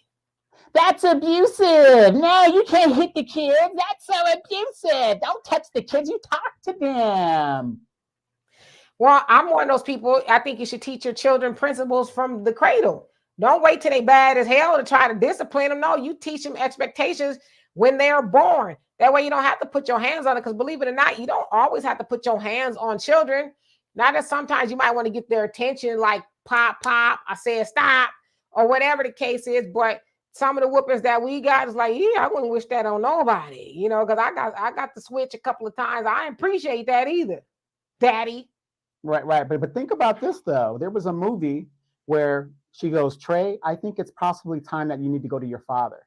And I'm a firm believer in this. If people aren't going to stay together, ladies, I know how much you love your sons and stuff, but at a certain age, you need to let those sons be with their father. You've nurtured them to the point to where they're at. I'm sorry. My mother is the average woman. She is 5'4", probably right now. My mom's probably not even 150 pounds. At 70, whatever years old she is. Now you think about a woman, an average woman, dealing with a son that is probably 235 pounds, 6'3", and you're going to do something to him. Yeah, right. He's not going to listen to you. But I remember when I had my stepson, this kid was 6'2", almost 250 pounds. And his mother would come to me and ask me, why is it that when you say something, it gets done, and then when I say something, I got asked him 3 and 4 times. I said, because it's a man thing. He understands that when I say it, there's consequences if it's not done. See, absolutely. So ladies, I just think at a certain time, you need to let those if you and the father are not together, let that boy go with his father. Yeah, absolutely. Let him take him and make a man out of him, whatever. But the father should always be in his life. Yeah, sure. Teacher. As a woman in prison, I'm good. I don't do those things. But you guys enjoy yourself. They're like, we ain't asking you. Cause I'm like Donovan, then y'all gonna have to snatch me bald headed or whatever we gonna do. But I'm not just gonna give it to you. Y'all have to beat me to a bloody pulp. It'll be like a rag. I've got balls just stuck in my hand. Right. Rip them off. I'll be like a rag doll, okay, by the time it's over with. But I ain't doing it. Thank you though. And Andre says, anyone here been catfished lately? Do tell. Have you been catfished? You want to come on here and tell us your catfish story? We'd love to help you work through these things. Michael says, here's a hostage situation. A black man is frustrated and unemployed and goes to the bank, demand $1 million to feed his family and has a weapon. What would you do in that situation as cops? I would shoot and kill him. If there was a bus full of civilians and there's hijackers in there, I would destroy the whole bus. Because that way you're telling people, unfortunately, some people are going to be killed by, whatever. I mean, look what's going on in Israel right now. But the point is you're sending the message that no matter what these people do, you're going to die in the attempt. Simple as that. I mean, that's what I believe. You do it, it's going to cut down on people doing stupid stuff like that. You ain't watched none of the hostage movies with Denzel and none of the. Yeah, no, I watched those, and those are good movies. I'm just saying, if I was in charge, kill everybody. You might need to watch those movies again. You might need to watch those movies again. What was kill everybody? What was the movie? He was on the train. Yeah, I know what you're talking about. Yeah, it was kind of like a speed thing. Yeah, yeah. Kill everybody. Need to watch those movies again. Yeah. Remember the movie Blue Thunder? He had the helicopter. I would open up that 20mm gun on that bus and just go to town and just say, it is what it is. And that will deter people saying, you know what? If we hijack or hostage people, we're all going to be killed. So this ain't going to work. Sharon, how you doing? It says those switches was no joke, stinging and Wells. Ooh, boy, I'm telling you. I'm saying I got a whooping with a switch probably twice in my life. And when I tell you, I was mad about it. I'm about to get re-mad thinking about it because it's like I didn't do nothing to deserve that. Now my brother and sister, yeah, whoop them all day long. They bad. But me, I'm an angel. I was just caught up. It was them, not me. Well, how many of you guys have those moms that would, whatever she's could reach, that shoe would be flying across that room? Now, yeah, Tisha, I had to, my mom was that way. And of course, y'all remember those of old enough to remember, wait till your father gets home, that cartoon. Wait till your father gets home. That was one of our favorite cartoons. And boy, my mama, if we wasn't acting up, she's like, I'm gonna tell your daddy. And we'd be biting our fingernails the whole time. My dad, he would, my mom would have to remind him, remember, yesterday they did this. Yeah, I'm gonna get to him. He come home and eat his food, and the next day, sometimes it'll go on for 2 weeks. And we're like, just whoop us already. The mental torture is too much. And he never did, but it's like, golly, just get the whooping over with already. See, you gotta wait till your father gets home. I'm the neighbor that was the military guy. The neighbor that was always the crazy one. The vigilante? Wow. Brother Samuel and OG Patrice, how you doing? Brother Samuel says, my dad would say how to mold a child when they're young and bendable. Says like a plant is bendable, but once it gets old and stiff, it breaks. Yeah, you're supposed to do it from when they're young, right? You tell them the expectations. That way, as it says in the Bible, bring up a child in the way that it should go. That way, when it's older, it will not depart from that. It's the same thing. You don't wait till you start to see him go wayward and say, okay, I think he might need some disciplining. You do that, set the expectations early, and you won't have to discipline them as much later. I think, let's see here. Your average logical thing, it says exactly. Hold fathers accountable since their non-involvement is such a factor. Common Man says I was 250 pounds rather, and I'm 6'3". Really now? You're welcome, Bug Horse. And Black America says there's always a chance of physical violence from men. That's why boys pay attention. Yes, men. I mean, that's just how we're wired. If you look at any animal species where the male is there, any animal species where the male is there is always tension when men are among each other, because violence could come out at any time. Yes, indeed. Michael says, Demetri, what is your opinion about the hostage situation? I watched the hostage movies. That movie escapes my mind. Was it The Negotiator or something like that? One of those movies like that. I mean, yeah, I wouldn't kill everybody. I would try my best to negotiate the situation and see what I could do. And in a lot of cases, when they get a clear shot, then that's what they do. But taking everybody out, listen, I just went into the bank to, cash my little Walmart check, and I didn't sign up for the rest of this stuff. Are you trying to kill me too? Here, hold on. Let me kill him for you, okay? Hold on. Let me handle it. Well, wait. During the LA riots, did the Koreans wait on the police to defend themselves? No, they did it themselves and never got charged. The rooftop Asians never got charged. There was actual things where they actually killed defending themselves, however you want to call it, and not one of them got charged. Cecilia says when they named it the White House built by black slaves, that was a sign. So I don't know if you're speaking to somebody else. Tisha says, I'd rather deal with the devil than face my dad. I ran away to my grandmother one time because I didn't want to face that man. Yeah.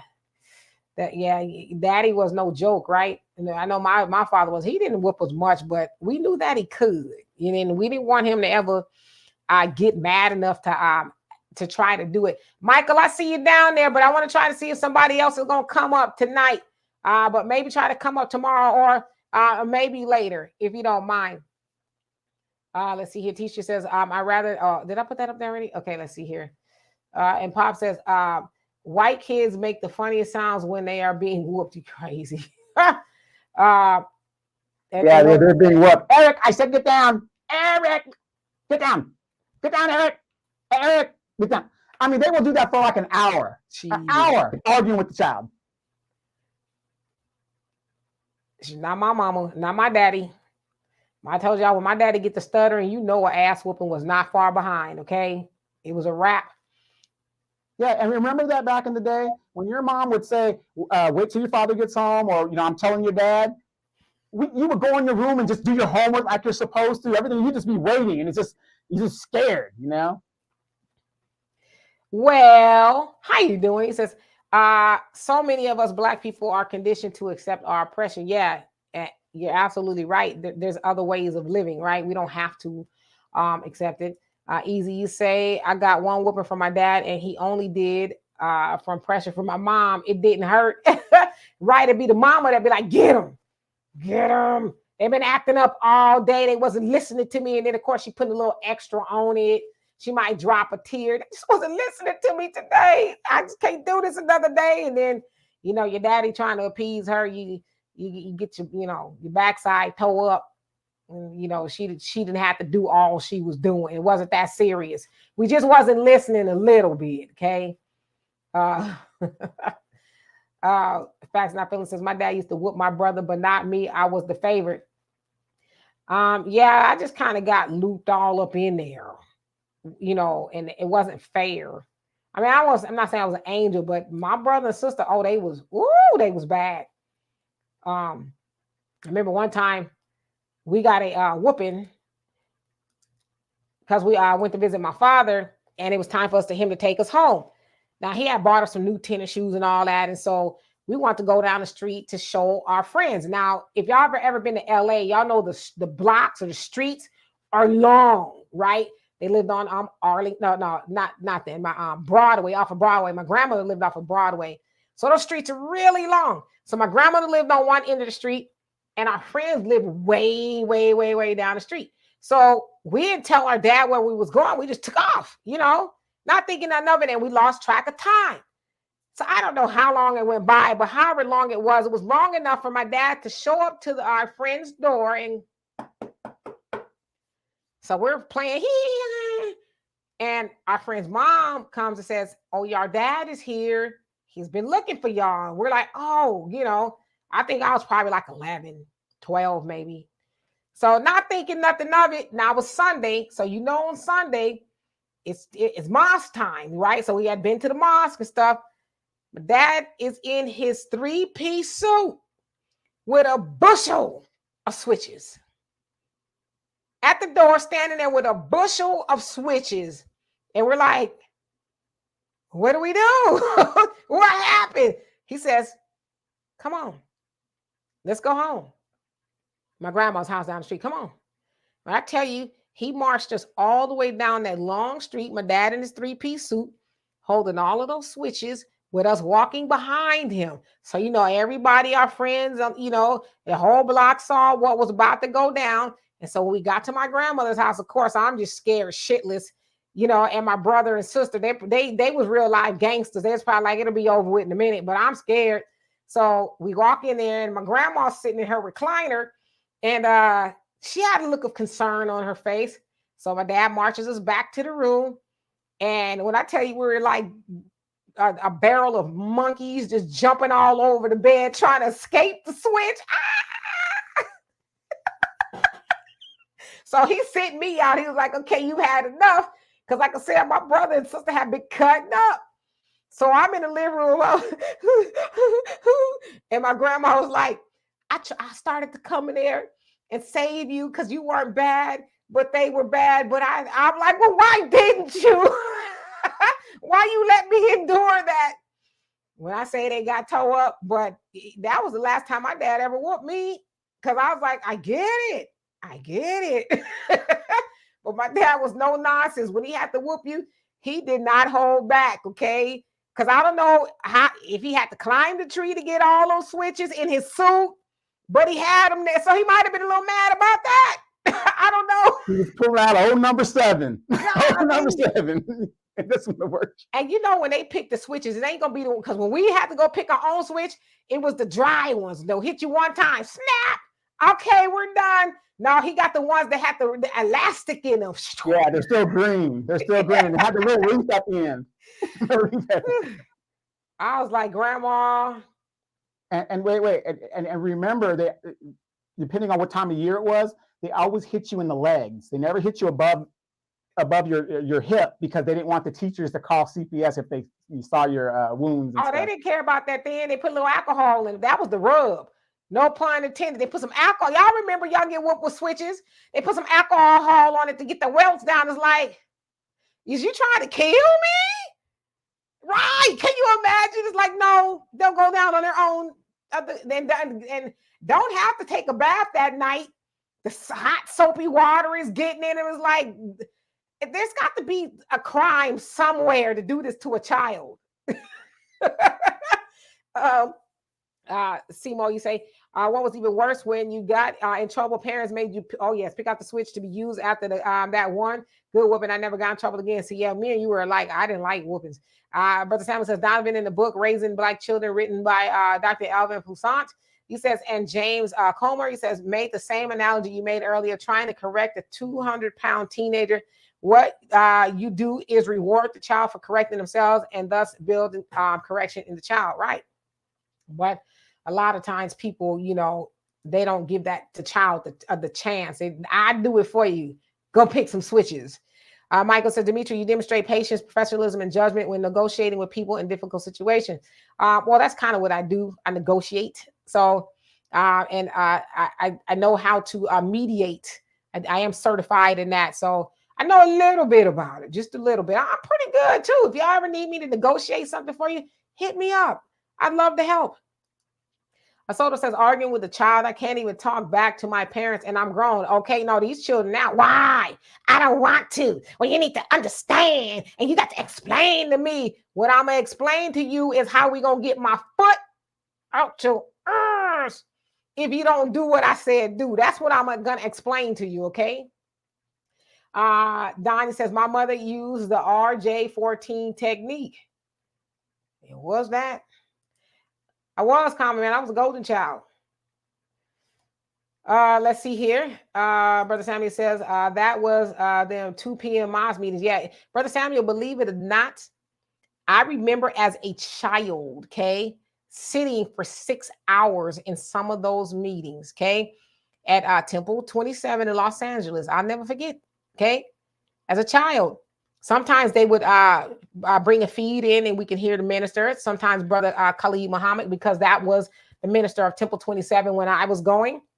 And the men sit on one side, the women sit on one side, and that goes for the girls and the boys too, right? Y'all don't sit on the same side. So after about hour 2, now mind you, we're kids, like 10, 11, 12. But my dad is on post, so he can't really just be watching us or whatever. So at the hour 2, you're like, okay, I do for real. I gotta go to the bathroom. And I'm a little hungry, okay? So you get up and you go to the bathroom. All right, you might spend a little extra time in there because it's like, I don't want to go back and sit down. So finally, like, okay, my dad is gonna eventually see that I'm not in my seat. You sit down, hour 3 goes by. I gotta go to the bathroom again. Now, mind you, ain't had nothing to drink because you ain't drinking and eating nothing up there. So you go to the bathroom, stay a little bit longer, you come back, and then your daddy is there. It's like, get up one more time. If you get up one more time, so now you're stuck in your seat and you're just stuck there, right? You have to listen. And then after the meeting is over, then of course, you know, back then they had a bakery and restaurant and all that in there. You're starving, right? You're shaking, you're starving. And then your dad is still on post. So you have to wait for him to take you and get something to eat. So he's got to finish doing all his stuff. And by the time everybody leaves, you're down there passed out and you're emaciated because you haven't eaten all day. And so I remember those days. I remember 2 p.m. if you were lucky.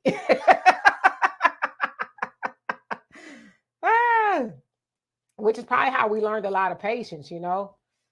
All right, so let's see here. Jazz, how are you doing today? Maybe skip down. Easy says, Who fake pain more, males or females? I think it's the males. I think the males fake it more. We be for real because that hurt.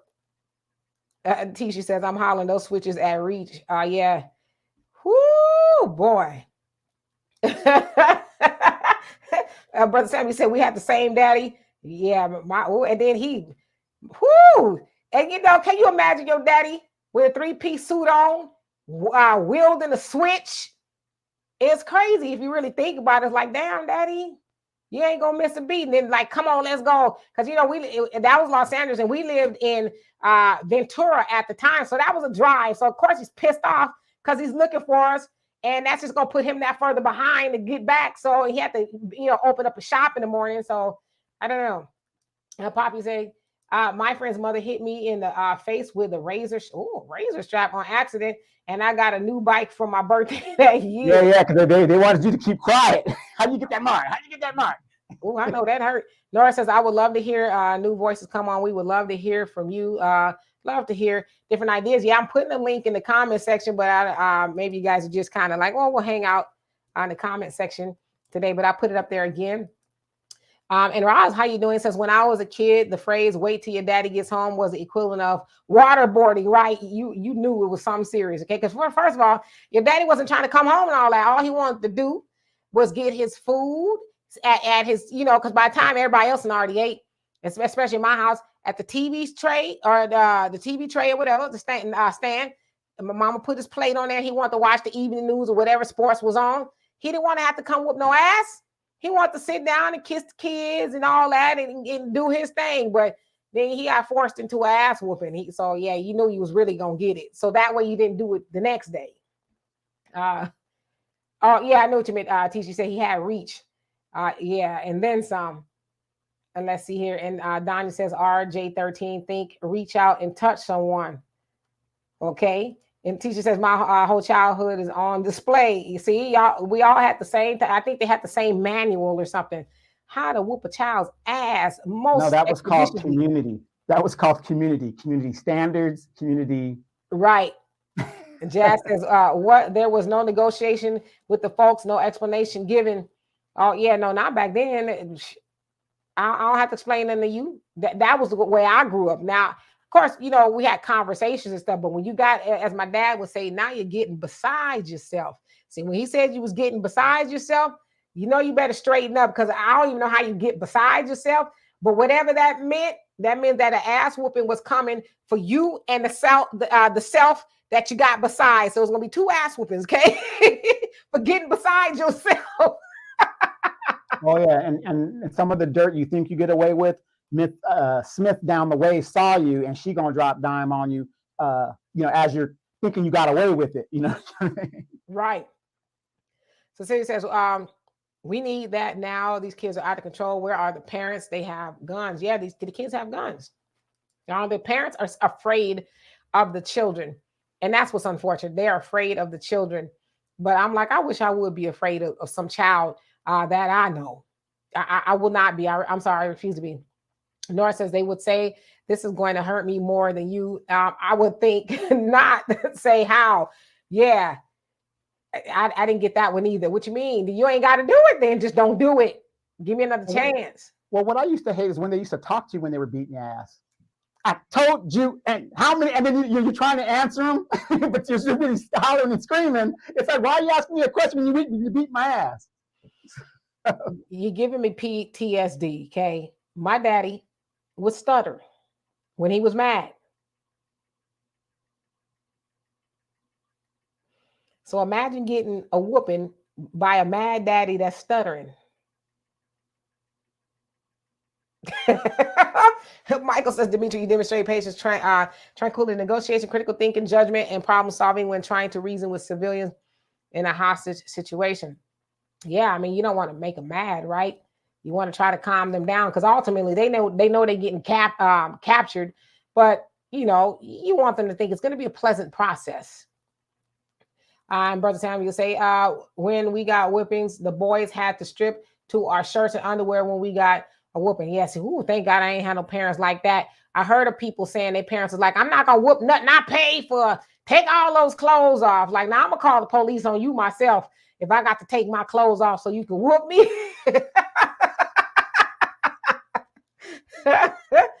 You also say, well, the funny thing about my mom was, like I said, she's an average sized woman. Me and my brother are teens now, so that she can't really physically control us. So we started coming home to the door being locked, the locks being changed and stuff. So let us know that, hey, you ain't listening. Go out into the world and let your, like you said, Demetria, let your knowledge take you as far as it's going to take you. And woo! That was an education when you get locked out your house and your mom, your parents are telling you, well, then since you know everything, you got it, knowing that you ain't got it. Yeah, when we miss curfew, it's like you won't miss curfew next week because you ain't going out, and we like to go out. And so we I missed curfew a couple times and I got in trouble for it. And one time I stayed out all night. I was 15. It wasn't my fault though. I told y'all the story before. It wasn't my fault. I was hanging out with my homegirl. She was hanging out with her boyfriend. And I couldn't go anywhere if we didn't get a ride back. Like if my mom didn't arrange for us to have a ride back or she wasn't going to bring us back, she would say, if you don't have a ride back, then you can't go. So that usually meant that you get on the bus. On the weekends, the bus stopped running early. So I was at the mall with my friend and her boyfriend, and he had a friend there. And she was like, don't worry. His older brother's going to bring us home. I'm like, okay, because my mom and dad are crazy, So we get to the house, and his parents was gone for the weekend. So that was already a red flag for me. His brother never came home. So I didn't think to call my mom because I'm like, well, hell, it's already late. I'm already going to die, So the next morning comes and there was no cell phones or nothing like that. Then my mom and dad didn't know where I was, and I wasn't going to call them because I was just like, yeah, I'm going to get in trouble. And then she didn't call her parents either. So finally his brother comes home later on that day. It wasn't even the next morning. It was like the afternoon. So I had been gone a good 24 hours. So finally I get up the strength, not the strength, but the strength to call my parents and say, well, she called her parents first. And she was like, oh, I'm okay. And so her mom and dad, they're crying. Oh, we were so worried about you. We didn't know what happened to you. And I'm like, yeah, okay. Maybe I'll have the same luck with my family. So I call my brother Walter, answers the phone. He says, oh, you're in trouble. And I had a stepdad at the time. Oh, you're in trouble. Daddy's coming down. Nobody knew where you were. Oh, you're going to get it. Oh, yeah, my brother. Oh, he was a mess. You're going to get it. Oh, you might as well just stay where you're at because you're going to get in trouble. I'm like, oh, my God. So my mom gets on the phone. She's calm. She's like, oh, you all right, huh? I said, yeah, Mom, I'm okay. I'm trying to get her excited like my friend's mama was. She's like, okay. Well, I see you when you get home. I was like, I don't know if I want to go home. So later on that, it was almost evening time by the time we got home, and I turned 16 a couple of days later, and that came and went. I didn't have no party, no celebration, no nothing, but I probably should have just got on the bus and not trusted her, but I thought, we was all good. And then now, mind you, that whole night I didn't get no sleep because his homeboy kept trying to get fresh with me. And we fought the whole night. I was like, get away from me. Don't touch me. I'm like literally like fighting, like don't touch me all night long. Cause I wasn't that type of girl, like it's bad enough I was out there. I don't need my parents think I'm out here doing stuff I ain't supposed to be doing. I don't know what she was doing. I wasn't doing it. Okay. So. Y'all women always, I don't know what she was, what she was doing. It wasn't my business. It wasn't my business. Okay. I was too busy having fisticuffs with old boy. All right. Stay away from, don't let your friend get you thinking we finna, because I don't even know. It's the first time I ever met this dude. So I was like, I don't know you. So, but yeah, I never did nothing like that again. All right. So let's see. Tisha says, Donovan, that's right, Donovan. You will act right. My father used to say, don't nobody know you. When you walk out my door, you represent me. That's right. Absolutely. Let's see here. Andre says, Daddy would talk for 3 hours, then go say, put your PJs on for bed, then come in 30 minutes later with a belt, knowing those PJs ain't. Oh, ain't no defense. Now that's cold. That's cold. Whoop me with my Wranglers on, my tough skins, right? Whoop me through the tough skins. Soto says, man, that was my mama. Talk to you while whipping you. I'm like, say less. Nah, that's when they talk the most to you, right? Brother Samuel says, I can remember my mom saying, Willie, you need to whip Melvin, only later to tell, I didn't tell you to kill him. It was worse when was just getting off work. Yeah, because they wasn't trying to come home and do all that. But mama put some extra seasoning on it. And then daddy had to rise to the challenge. Yeah, I used to get that with my ex. You know, she would always make me the bad guy disciplinarian dad. Even though I was a cool dad, she would call me and, you know, I have to fly all the way across the country to deal with my son. And I was like, no, I'm not going to, you know, I mean, I had to tell her, you know, you got custody of him. You need to discipline him. Don't put my name in it and make me look like the bad guy all the time. So. Uh-huh. How you doing, Uno? Number one, he says, all night at 15, I know you got tore up. No, I didn't get a whooping. Thank God, right? But yeah, I didn't get a sweet 16. I was all right with that. You know what I'm saying? I'm all right, whatever. Just don't kill me. You know what I mean? And of course, you know, your parents is like, you didn't do nothing, huh? Uh-huh. Sure you didn't. I didn't. Okay. I didn't know him. You know, it's funny because I'm still friends with my friend and the guy she was with. I'm friends with them. Both on Facebook. I won't say their names though, but Brother Samuel said, Donovan, my dad was a preacher and he would preach while he was whipped you, asking you questions that when you answered wrong, extended the beating. Oh my gosh. What does it say in the Bible on page 133? No, it says Shutter. That's a long whooping, a stuttering. Yeah. Woo. Yes, indeed. Hi, Cuba says, but people like Philip Scott who say don't really leave the white supremacist country. I don't know what that means. Teacher, you say because daddy is not there or daddy is putting the kids out. They're on the block with them nowadays, right? Hey, Patty, how you doing? No, you're right on time. Yeah, I think it was a tribe, Uno. And Brother Samuel says, my dad used to say, I'll beat your A. I don't give a F. The president was standing there. Yep. See, those are the kind of parents we had as well. I don't care who here. If Jesus himself came down and told me not to do it, he getting a whooping too. Oh. We just talking now, but we were talking about all the mayhem that's going on in some of the cities around America that has some of our people as participants. But we're just having an open conversation for the next 8 minutes. Let's see here. Soto says that calm voice is horrifying. Oh yeah, I wanted my mom to be, oh my gosh, my baby. I thought you were taken away from us for good. Because that's what her parents were doing. They were a mess. My mom was like, I think it was more or less, I know that you all right and you was out there tricking off. I really wasn't, but that's kind of what she was thinking. Oh, okay. I'm sure she was probably like, "Whoo, child, I'm glad nothing was wrong." Because I'm sure they didn't get any sleep. Like, I never done like that, nothing like that before. I'm a good kid. I really was a good kid. You know, but Demetra, let's kick the reel. Sometimes, for some reason, y'all women get a piece of the snake and y'all start smoking and y'all just legs go down and all kinds of ladies. Now, you guys know what I'm talking about those women, those girls. They just lose their minds after that. I wasn't getting no snake at 15. Okay, was playing with nobody's snakes at 15. So I don't know what you're talking about. In fact, I ain't playing with no snakes now. I'm afraid of them. Norris, yeah, it is. He said stutter. We've been as 2 hours later. We kind of got off topic as we usually do, but we can continue talking about it. And I think that's kind of how we got on, you know, disciplining the children. Parents need to discipline your children. I mean, there is no take them away.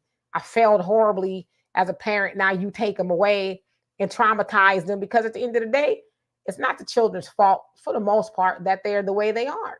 It's not their fault. It's the lack of parenting and thinking, oh, they my homies, or they so cute. See, a lot of times that's what happens when you put more emphasis on how they look than how they are as a person. A lot of these kids are just well-dressed demons walking around with the latest everything, but the insides of them are just rotten to the core, you know? The fastest growing group of the prison population are Black women. And what are they going to jail for or messing up their records for? Petty theft, weaves, nail shop. You guys hear about that right there in Marietta, Demetra, about those girls that went to the nail shop, nail supply store, stole all that stuff, and she left her ID? Went back to get her ID, just stupid stuff like that. Materialism. I mean, that is where a lot of our young kids are. They figure, I have to have the $300 Jordans. I have to have this when you don't have the money to get those things. So it's just sad. Roger says, Demetra, you're lucky you didn't get spanked. If it were me and my folks, I would not have lived to tell. Yeah, I mean, you know, it's just be a milestone for me, a 16th birthday. I don't even remember turning 16 at all. I ain't gonna lie to you. I just don't remember it because it just came and went. I don't think I got no cake or nothing. I don't even know if they said happy birthday to me, which was fine with me because, you know, not every day that your child go off and do something like that. But I can't say that it wasn't my fault, but I should have just got on the bus, right? Like, y'all go do what you got to do. But I believe that the brother was going to come home, and because what had happened was the night before we hung out with her boyfriend, the other guy wasn't there. We hung out and the brother did give us a ride home. So it was like, oh, he's going to give us a ride home again. Now I'm going to tell y'all what happened. Now this is kind of where I was bad. So my friend, her dad he did not play about her and no boys or none of that, but she was real clever. So Donovan, you know where Clark's is now, the whole the food store was the Deanza Theater. So her dad dropped us off at the Deanza Theater. We were just gonna walk in, and he stayed there in the car, and he parked right by the door, made sure we paid. It was like, damn, we wasn't trying to pay to go in, so we paid, waited for him to spin the block. And then her boyfriend came, and then we walked. It was quite a ways from the theater to his house. We walked through the graveyard and all kind. They wanted to be stupid. It was dark, trying to ditch us in the damn graveyard and all kind of stuff. So we got to the house or whatever. So like I said, it was cool. So I just assumed that maybe he was gonna give us a ride again, but that wasn't the case. So I got in trouble. Nora says it's good to keep the conversation light. Yeah, sometimes I want to keep it light, you know. Let's see, Michael says, Demetra, Donovan, and Philip Scott, the three of you would be very happy and excited about your entire people traveling and moving to the African continent, no Asian or Europe, Latin America, etc. Well, me personally, not really, because unfortunately, since Black people are not migrants in this country, and we're the only group of people who religion's been taken from them, language has been taken from them, origin's been taken from them, their identity's been taken from them, it would be impossible for us to know where we originally are from. Yeah, you can do DNA and all that other good stuff, but it's not going to tell you specifically where you are. And then in Africa, tribalism is one of the biggest problems over there. If you are not part of that tribe and accepted by that tribe, you're not getting in. So a whole influx of 65 million Black people that have European DNA in their system moving into Africa, I think that would be a big problem for the Africans themselves. Basically equivalent to what the illegal migrants are to the United States now. Because we would go over there and use up their resources, and nobody wants that. So unfortunately, Mike, where Black people are in the United States, this is home. This is it. You know, we're stuck here. This is it. We don't know anything else but this. It would be equivalent to a Asian child being raised by white parents, and that's the only parent they know. That's why you see a lot of the Asians in that situation.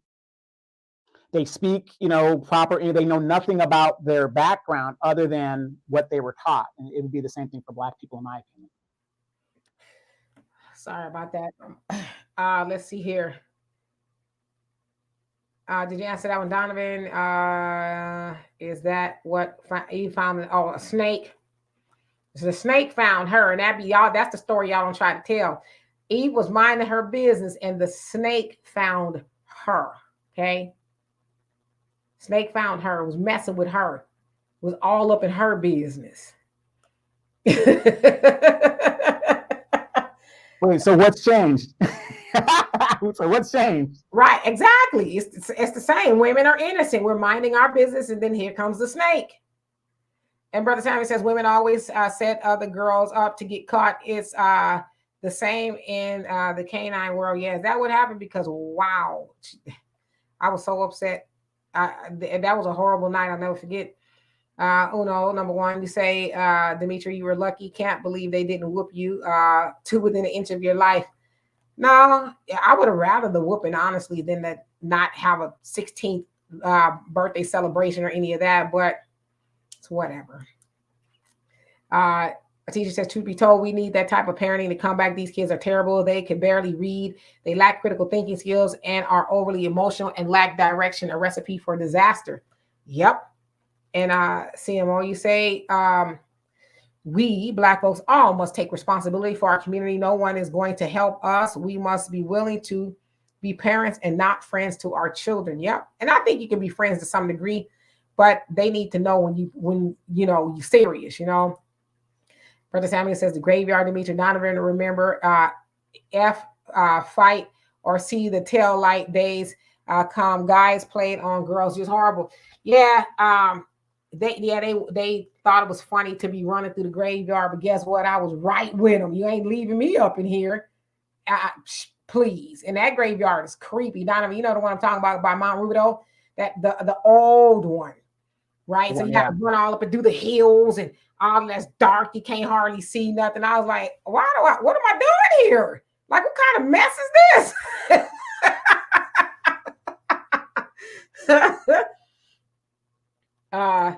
And Kara, how you doing? It says, caught another live. Yay. We are so happy that you did. And Soda says, I disagree, Donovan. You can be stuck here. As for me, I'm out and we are well received by our cousins more times than not. Well, Soto, I responded to you in there. I agree with you in the aspect of, but I'm going to disagree because if that was the case, do you know the numbers of Black people that actually visit the continent of Africa compared to our numbers? We visit the Caribbean and all these other places, Europe and Paris and Italy, more so than we go to Africa. So I agree with you. And I've been to Africa several times. Demetri's been to Africa several times. And we are received really well. But notice it's the people that know self that know that. The most of us, if we knew what the hell we were doing, we wouldn't be voting in Democrats year after year after year that don't do nothing for us. We wouldn't be out here robbing, stealing, and pillaging within our own communities to the detriment of ourselves. So those of us that know, yeah, we're going to be fine. But I'm going to stick by the majority of us. This is it. We don't know no better. That's how ignorant we are. Because like I said, I mean, Demetri, when we were in Africa, I used to say that every Black person should do a Hajj, just like the Muslims do to the Holy Land and to our homeland. I can't tell you how many friends that I know of that have been to the Jamaica, the Bahamas, all the cruises, 30-something times that have never been to Africa once, not once. And I'm going to tell you, when Demetri went, when I went, it'll change your life. It'll change your thinking, just going there. Unless you're those idiot girls that went over there and started twerking on the stuff. So. Mike said, Demetri, how about you in terms of being happy for the entire Black diaspora traveling and moving to the African continent? You got to take into account too, some people are not from Africa. Everybody's from Africa. Let's keep it a buck. But you have some that say, well, I'm from here, America, because there were Black people in America. I think it'd be beneficial for people to go to Africa and see what it's like, because a lot of times we hear about Africa from TV. And while there is some despair, a white guy can speak to all the Black. Yeah, they living in the jungle, walking amongst the giraffe and lions, with loincloths on. But I think it's beneficial for people to go, because like Donovan said, you go everywhere else, go home, or if it ain't your home per se, go see what it's like. It is life changing. It really is. And matter of fact, African Diaspora News Channel have organized a trip to go to South Africa in April. So if y'all interested in that, check it out. Go onto the channel, and the information is there. But they're going to South Africa and Durban, I think, something like that. But definitely it's a South Africa trip. So I'm gonna try to go. So it's in April. All right, so let's see here. So this says, I get that. Those who know is leaving. Eventually the rest will catch on. Hopefully it's not too late. Yeah, absolutely. Brother Simon says, next time y'all go to Africa, let me know so I can go with y'all. I need to start a payment plan to go.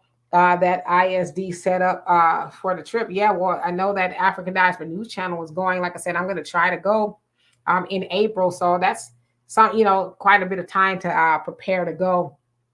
So if y'all want to go over there and check out the details, it's in some of the videos that I've made on there, they're giving you information about it. So definitely check it out.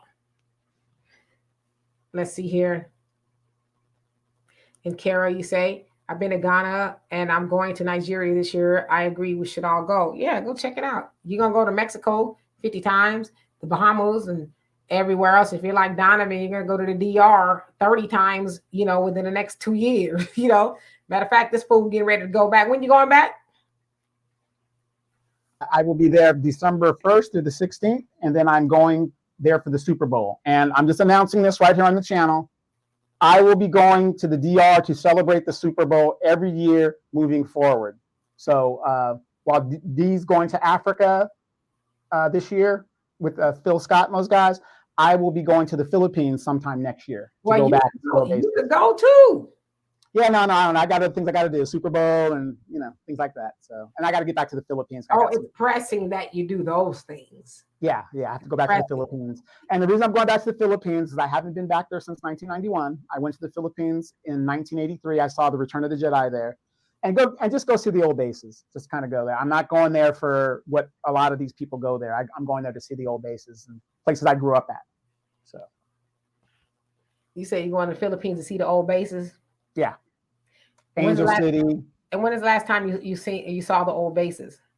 When the volcano blew up, I was one of the last people, 91, 92, or whenever the volcanoes blew up. Where did you go? You didn't go to the Philippines recently? Mm-mm. I don't know. I thought you did. You went to Vietnam and. Yeah, we went to. I did Vietnam and Thailand, but that was 3 years ago. Yeah, that was 3 years ago. So I guess you're entitled to a trip to the Philippines. Yeah. And by the way, you got to go look at the historical context of the place. I'm a military man. I grew up in these places, so I'm going back to see some of my childhood haunts. And I want everybody to know I will be running for president of the Dominican Republic. So if you guys want to vote for me via the internet, you guys are welcome to do that. The internet. We gonna vote on the internet.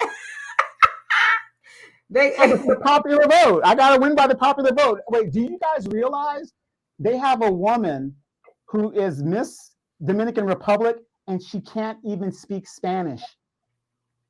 It's just like that lady from Zambia, whatever. She's a white lady. What is going on? You're supposed to represent a country. You gotta. Well, Netanyahu was from Boston, ain't he? Yeah, he's yeah. So what's going on in the world? It's crazy. Yeah, so Arniva says, what do you like about the DR, Donovan? Okay, for me, what I like about the DR is they've set up things for veterans where they have clinics and stuff. Because when you go overseas, what is the biggest thing you worry about, especially if you're an expat and you want to live overseas? BD? Is your health care. As you get older, your health care. BD? So they've set it, yeah. They've set it up to where my health care is it answers the question. So why not go live in a place where I can rent an apartment on the beach for $625 a month, 2-bedroom, and I'm going to the beach every day. I'd love to live there, but I'm not one of those people that are going to live. I'm going to live in California, but I'm going to personally, I'm going to set it up in a way where I can live there for at least a couple of months, and I'm going to migrate Africa, this place, Asia, and we're going to do that. So, because like I said, Dimitri and I, we were in Tokyo, a couple months ago? So again, like I said, the whole premise is, you guys, we need to start as a community, start promoting travel so we could expand our minds and see how other people are living, and then look at our own situations and say, wait a minute, why am I living in a hellhole? And these people are living, in the Flintstone age, but they're doing better than we are. It will open up your mind and how you look at the world and your place in it. It really would. So, Arneba, do you believe that? That very sanitized answer. I'm going over there to see what the I'm going to relax and enjoy myself and sit on the beach and enjoy the good food and the hospitality. Listen, I've been on the beach before, brother. Okay, I've been on the beach. You're gonna be on the beach. You're gonna be like, "Hey, Poppy, how you doing, Poppy? Hey, Poppy, can you have some suntan lotion? I can where your feet are ashy. Can I put some suntan oil on your feet?" Hey, you guys have no problem with me supporting single mothers here in the United States. Wait, hey, Poppy, is that a sock in your Speedo, or are you happy to see me? I'm just happy to see you. But if I could support single mothers at the strip club here, I should be able to go over there and make my dollar go longer to support single mothers over there. Democracy at its finest.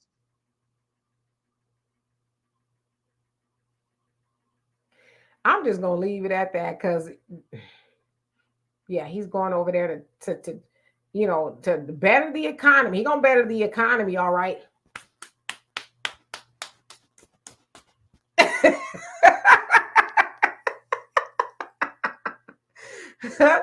Okay, let's see. Right. So I know exactly why Mr. Donovan is going there. Medical needs. Andre says a friend of mine has 2 sons. A daughter was telling me his boys followed the rules, but the girls were brave enough to actually take a swing. Damn, swing at him, and she was the scholarship kid. At what hospital can we send her a get well card? You don't mind us asking. Facts Not Phyllis says love tradition Dominican women. Oh, is that what they are? Is that what they are? They traditional? I've been over there, okay? I have been over there. And traditional, I don't know. I didn't get traditional from those women. I didn't get traditional. I got transactional, but traditional.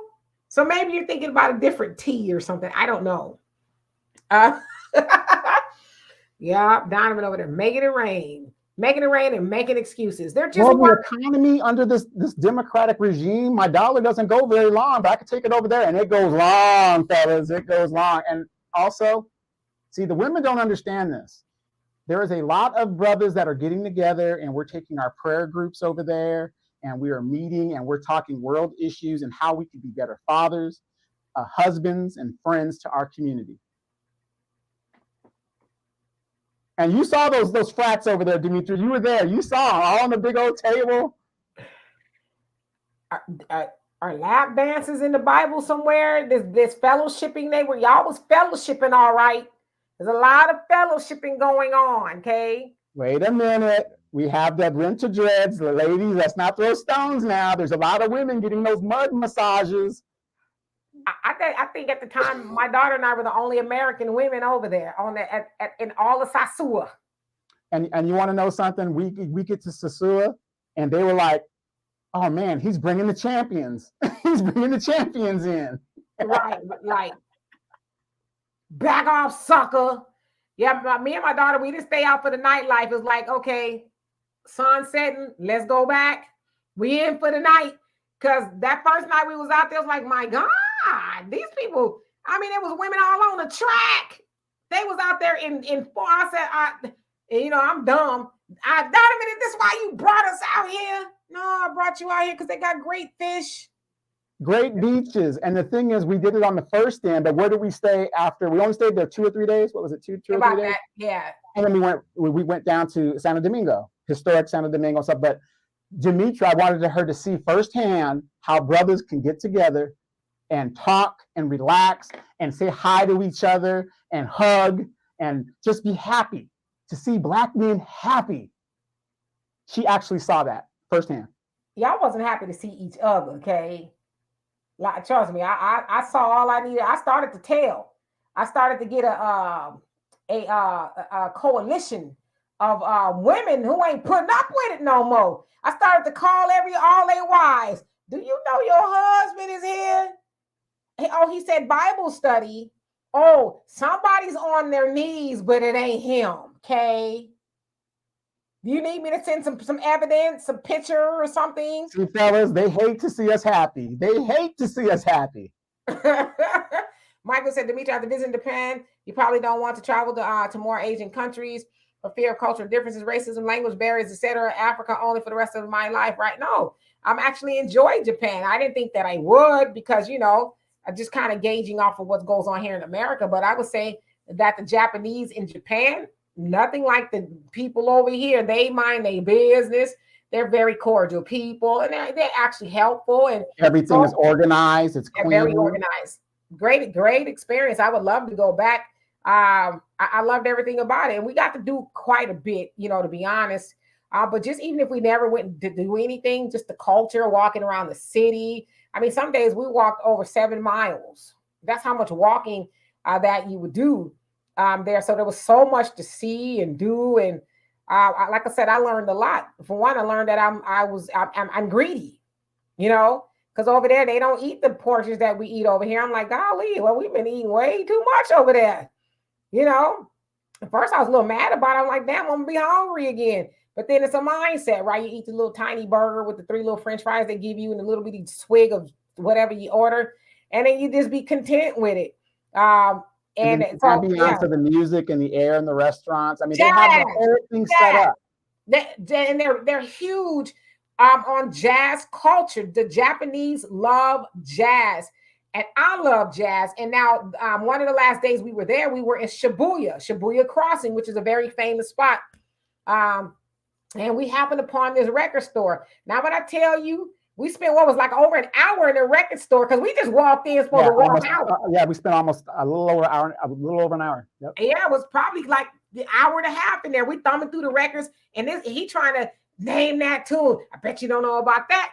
And I'm like, oh yeah, sucker. I bet you don't know about this. So we had a lot of fun, but their records, because we don't really have record stores like that here. But this record store was massive, and any and everything you wanted to listen to, like the old cuts and all kind of stuff. We just had a ball in there. So I loved it. I loved the mode of transportation, the subway, or the trains, not a subway, but the trains and all of that. It's just a lovely experience. So I would love to go back and do it again. That's just me though. And let's see here. But when we go back next time, we're going to definitely do where Dimitri's baby daddy actually did some time in Okinawa, and that's where I grew up. Because when we went this time, make a long story short, Okinawa isn't like Tokyo. And so, if I'm bringing somebody for the first time to a country, they're thinking Tokyo, Japan, Tokyo, the big thing. So I said, well, let's go to Tokyo first, and that way spend some time there. And then so when we go to Okinawa the next time, a lot of military bases are down in Okinawa. That's where all the military presence is. And so it'll be better for, that way they've been to Tokyo. Now they can go to Okinawa and they would understand. I would love to do Okinawa because it's tropical and, to learn of the culture. That's where one of the blue zones are, where they're centurions. They live to be 100 on average. Right. They say it's kind of dwindling because of Western culture. It's seeping in a little bit, but they live to be 100 on average over there. Because of their diet and lifestyle. So I would love to go and learn of that. And see where Donovan was raising hell as a youngster. Brother Sammy says if when men get together, it's called fellowship. What is it called when women get together? Thoughting. No. It's called, what is it called? Well, what is that? Ministry or the women's ministry? Yeah, or what's that when it's an individual person? I'm minister or I'm apostle. What do they call it? We're learning how to be more perfect. Okay, it's a polishing of the perfection of females because we are perfect and we do no wrong. As I said, The snake came and got in Eve's business. And guess what? The snake is still getting in women's business. So when we meet, we try to figure out how to avoid the snake so we can continue being perfect people. That's what we are doing. Okay, and I probably said too much. Facts Not Feeling says God told us to be fruitful and multiply in the DR, and I'm following God's words. Okay, multiply and be going to the clinic with Donovan.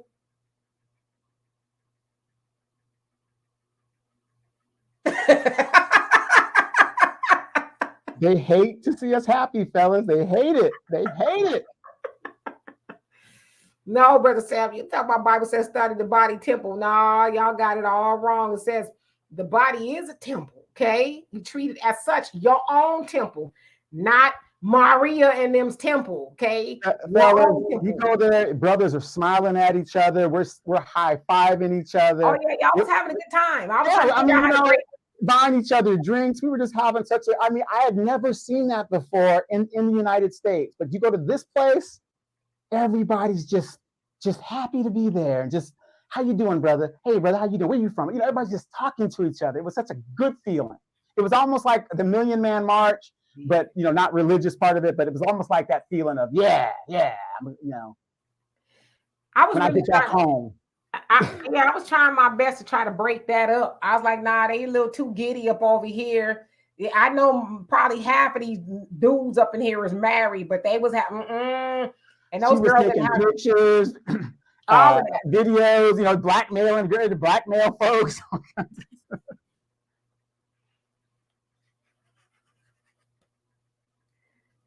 Yep. I still got evidence if I really wanted to just, bust y'all thing up. But you know what? That's right. Y'all going over there for the Super Bowl. I'm going to have to put out a memo from my women's group. I have to put out a memo. During the Super Bowl, women aren't even allowed in Sasua. They cordon the area off unless you're working. Ladies, it's Super Bowl time. Okay? You know what to do. We discussed this a year ago. We knew this time was coming. Get your tickets ready. We're going to Sasua. Like Aunt Esther style, okay? Marcy Darcy style. And that's when we'll have the no ma'am shirts and the no ma'am signs up. That's all right. We're going to bring our holy oil with us. Calvin says, sister, Western culture is getting into these countries, especially some of the women, but they really stay true to their culture. Yeah, 'tis true. All right. All right, so for real, let me get out here. I know Donovan is probably got to check and make sure his tickets to Sasua is still up, out on and popping. Already bought and paid for, even with the ones for the Super Bowl. Got my hotel stay and travel. And look, going right into Puerto Plata, not going into Santo Domingo, right into Puerto Plata, both times. Right to the whole stroll. Just the plane. Oops, drop my mic. The plane. I am less than a 10-minute drive to downtown Sasua. The plane just gonna land right to the whole stroll. Prepare for landing tricks. We going right. They don't have to worry about that. They can open the doors and we'll parachute in if we have to. Right. Thank you for flying Trick in Air. It has been our pleasure to drop you off right to the whole stroll. You don't have to wait a minute now. When I went with you, mind you, I'm green as ever. And I thought Sasua, was okay. We're going to have a little fun in the sun. Why I had to take a donkey ride from the airport, Donovan, to Sasua. Because it was raining, remember? And the time that we got in. It usually wouldn't take that long. But on the bus, I see this Haitian girl, beautiful girl. I get her number. She looks at me like me and Dimitri are together. I was like, no, we ain't together. I ain't with that sucker. Matter of fact, yeah, Donovan is a trick. He is a trick. Mind you, when we were on that donkey ride of a bus ride for 6 hours from the airport to Sasua, So we're sitting there, talking or whatever. And Donovan had already seen the girl before we even got on the doggone bus. And he's like, wow, she fine. Everybody saw the girl before you got on the bus. Beautiful. She's beautiful, beautiful. I ain't gonna say her name, but she's beautiful. So Donovan and I, we sit next to each other. My daughter's behind us, and we're, fall asleep. And then I fell asleep. I wake up.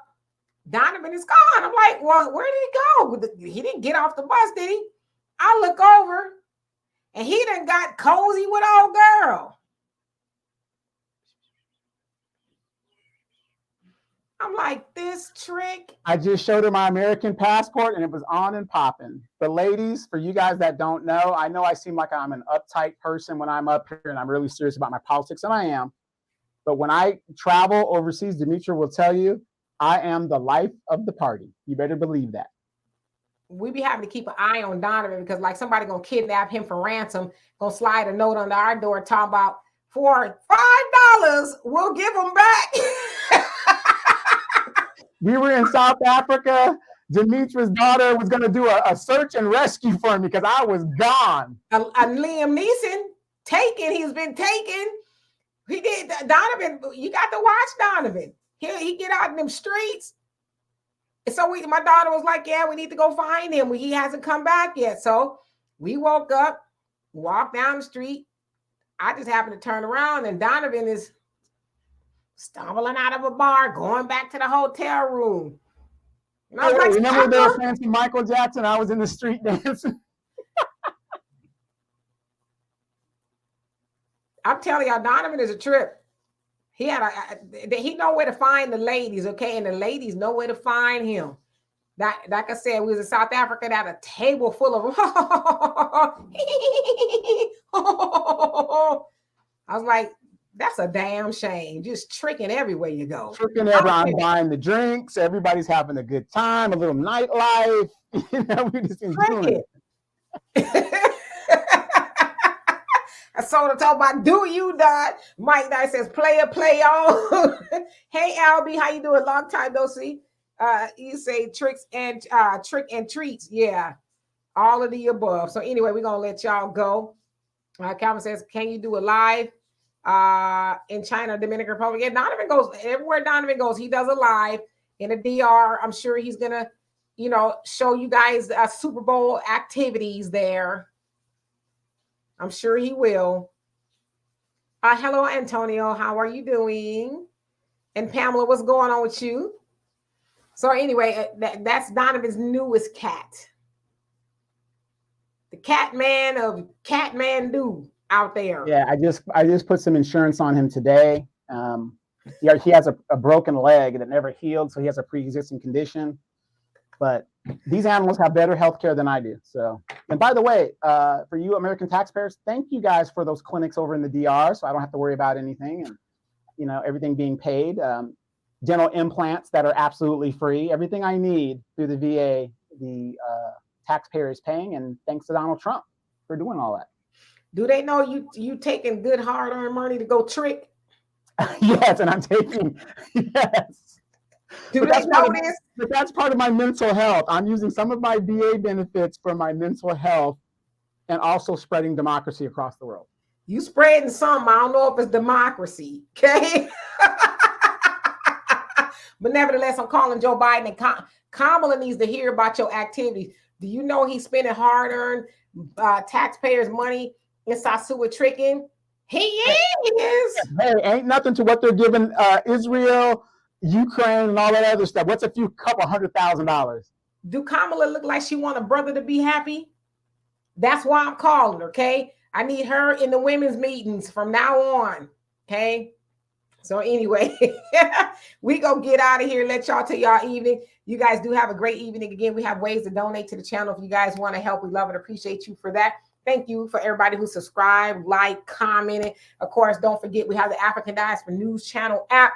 If you guys want more information and information that we can't get into on here, the information is there. We just need y'all to go on over there, get the app, sign up, so we can, as I said, leave here and be over there more often. So we need more and more people to do that. And of course, we have our podcast that will be premiering at 8 o'clock Central Time. So in a couple of minutes, you guys want to check that out. It was a really good show between Donovan and I. So anyway, you guys do have a great evening. And as for me, I still got to work.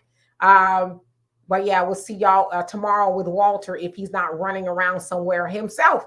In the meantime, you guys have a great evening. We love and appreciate you. Peace.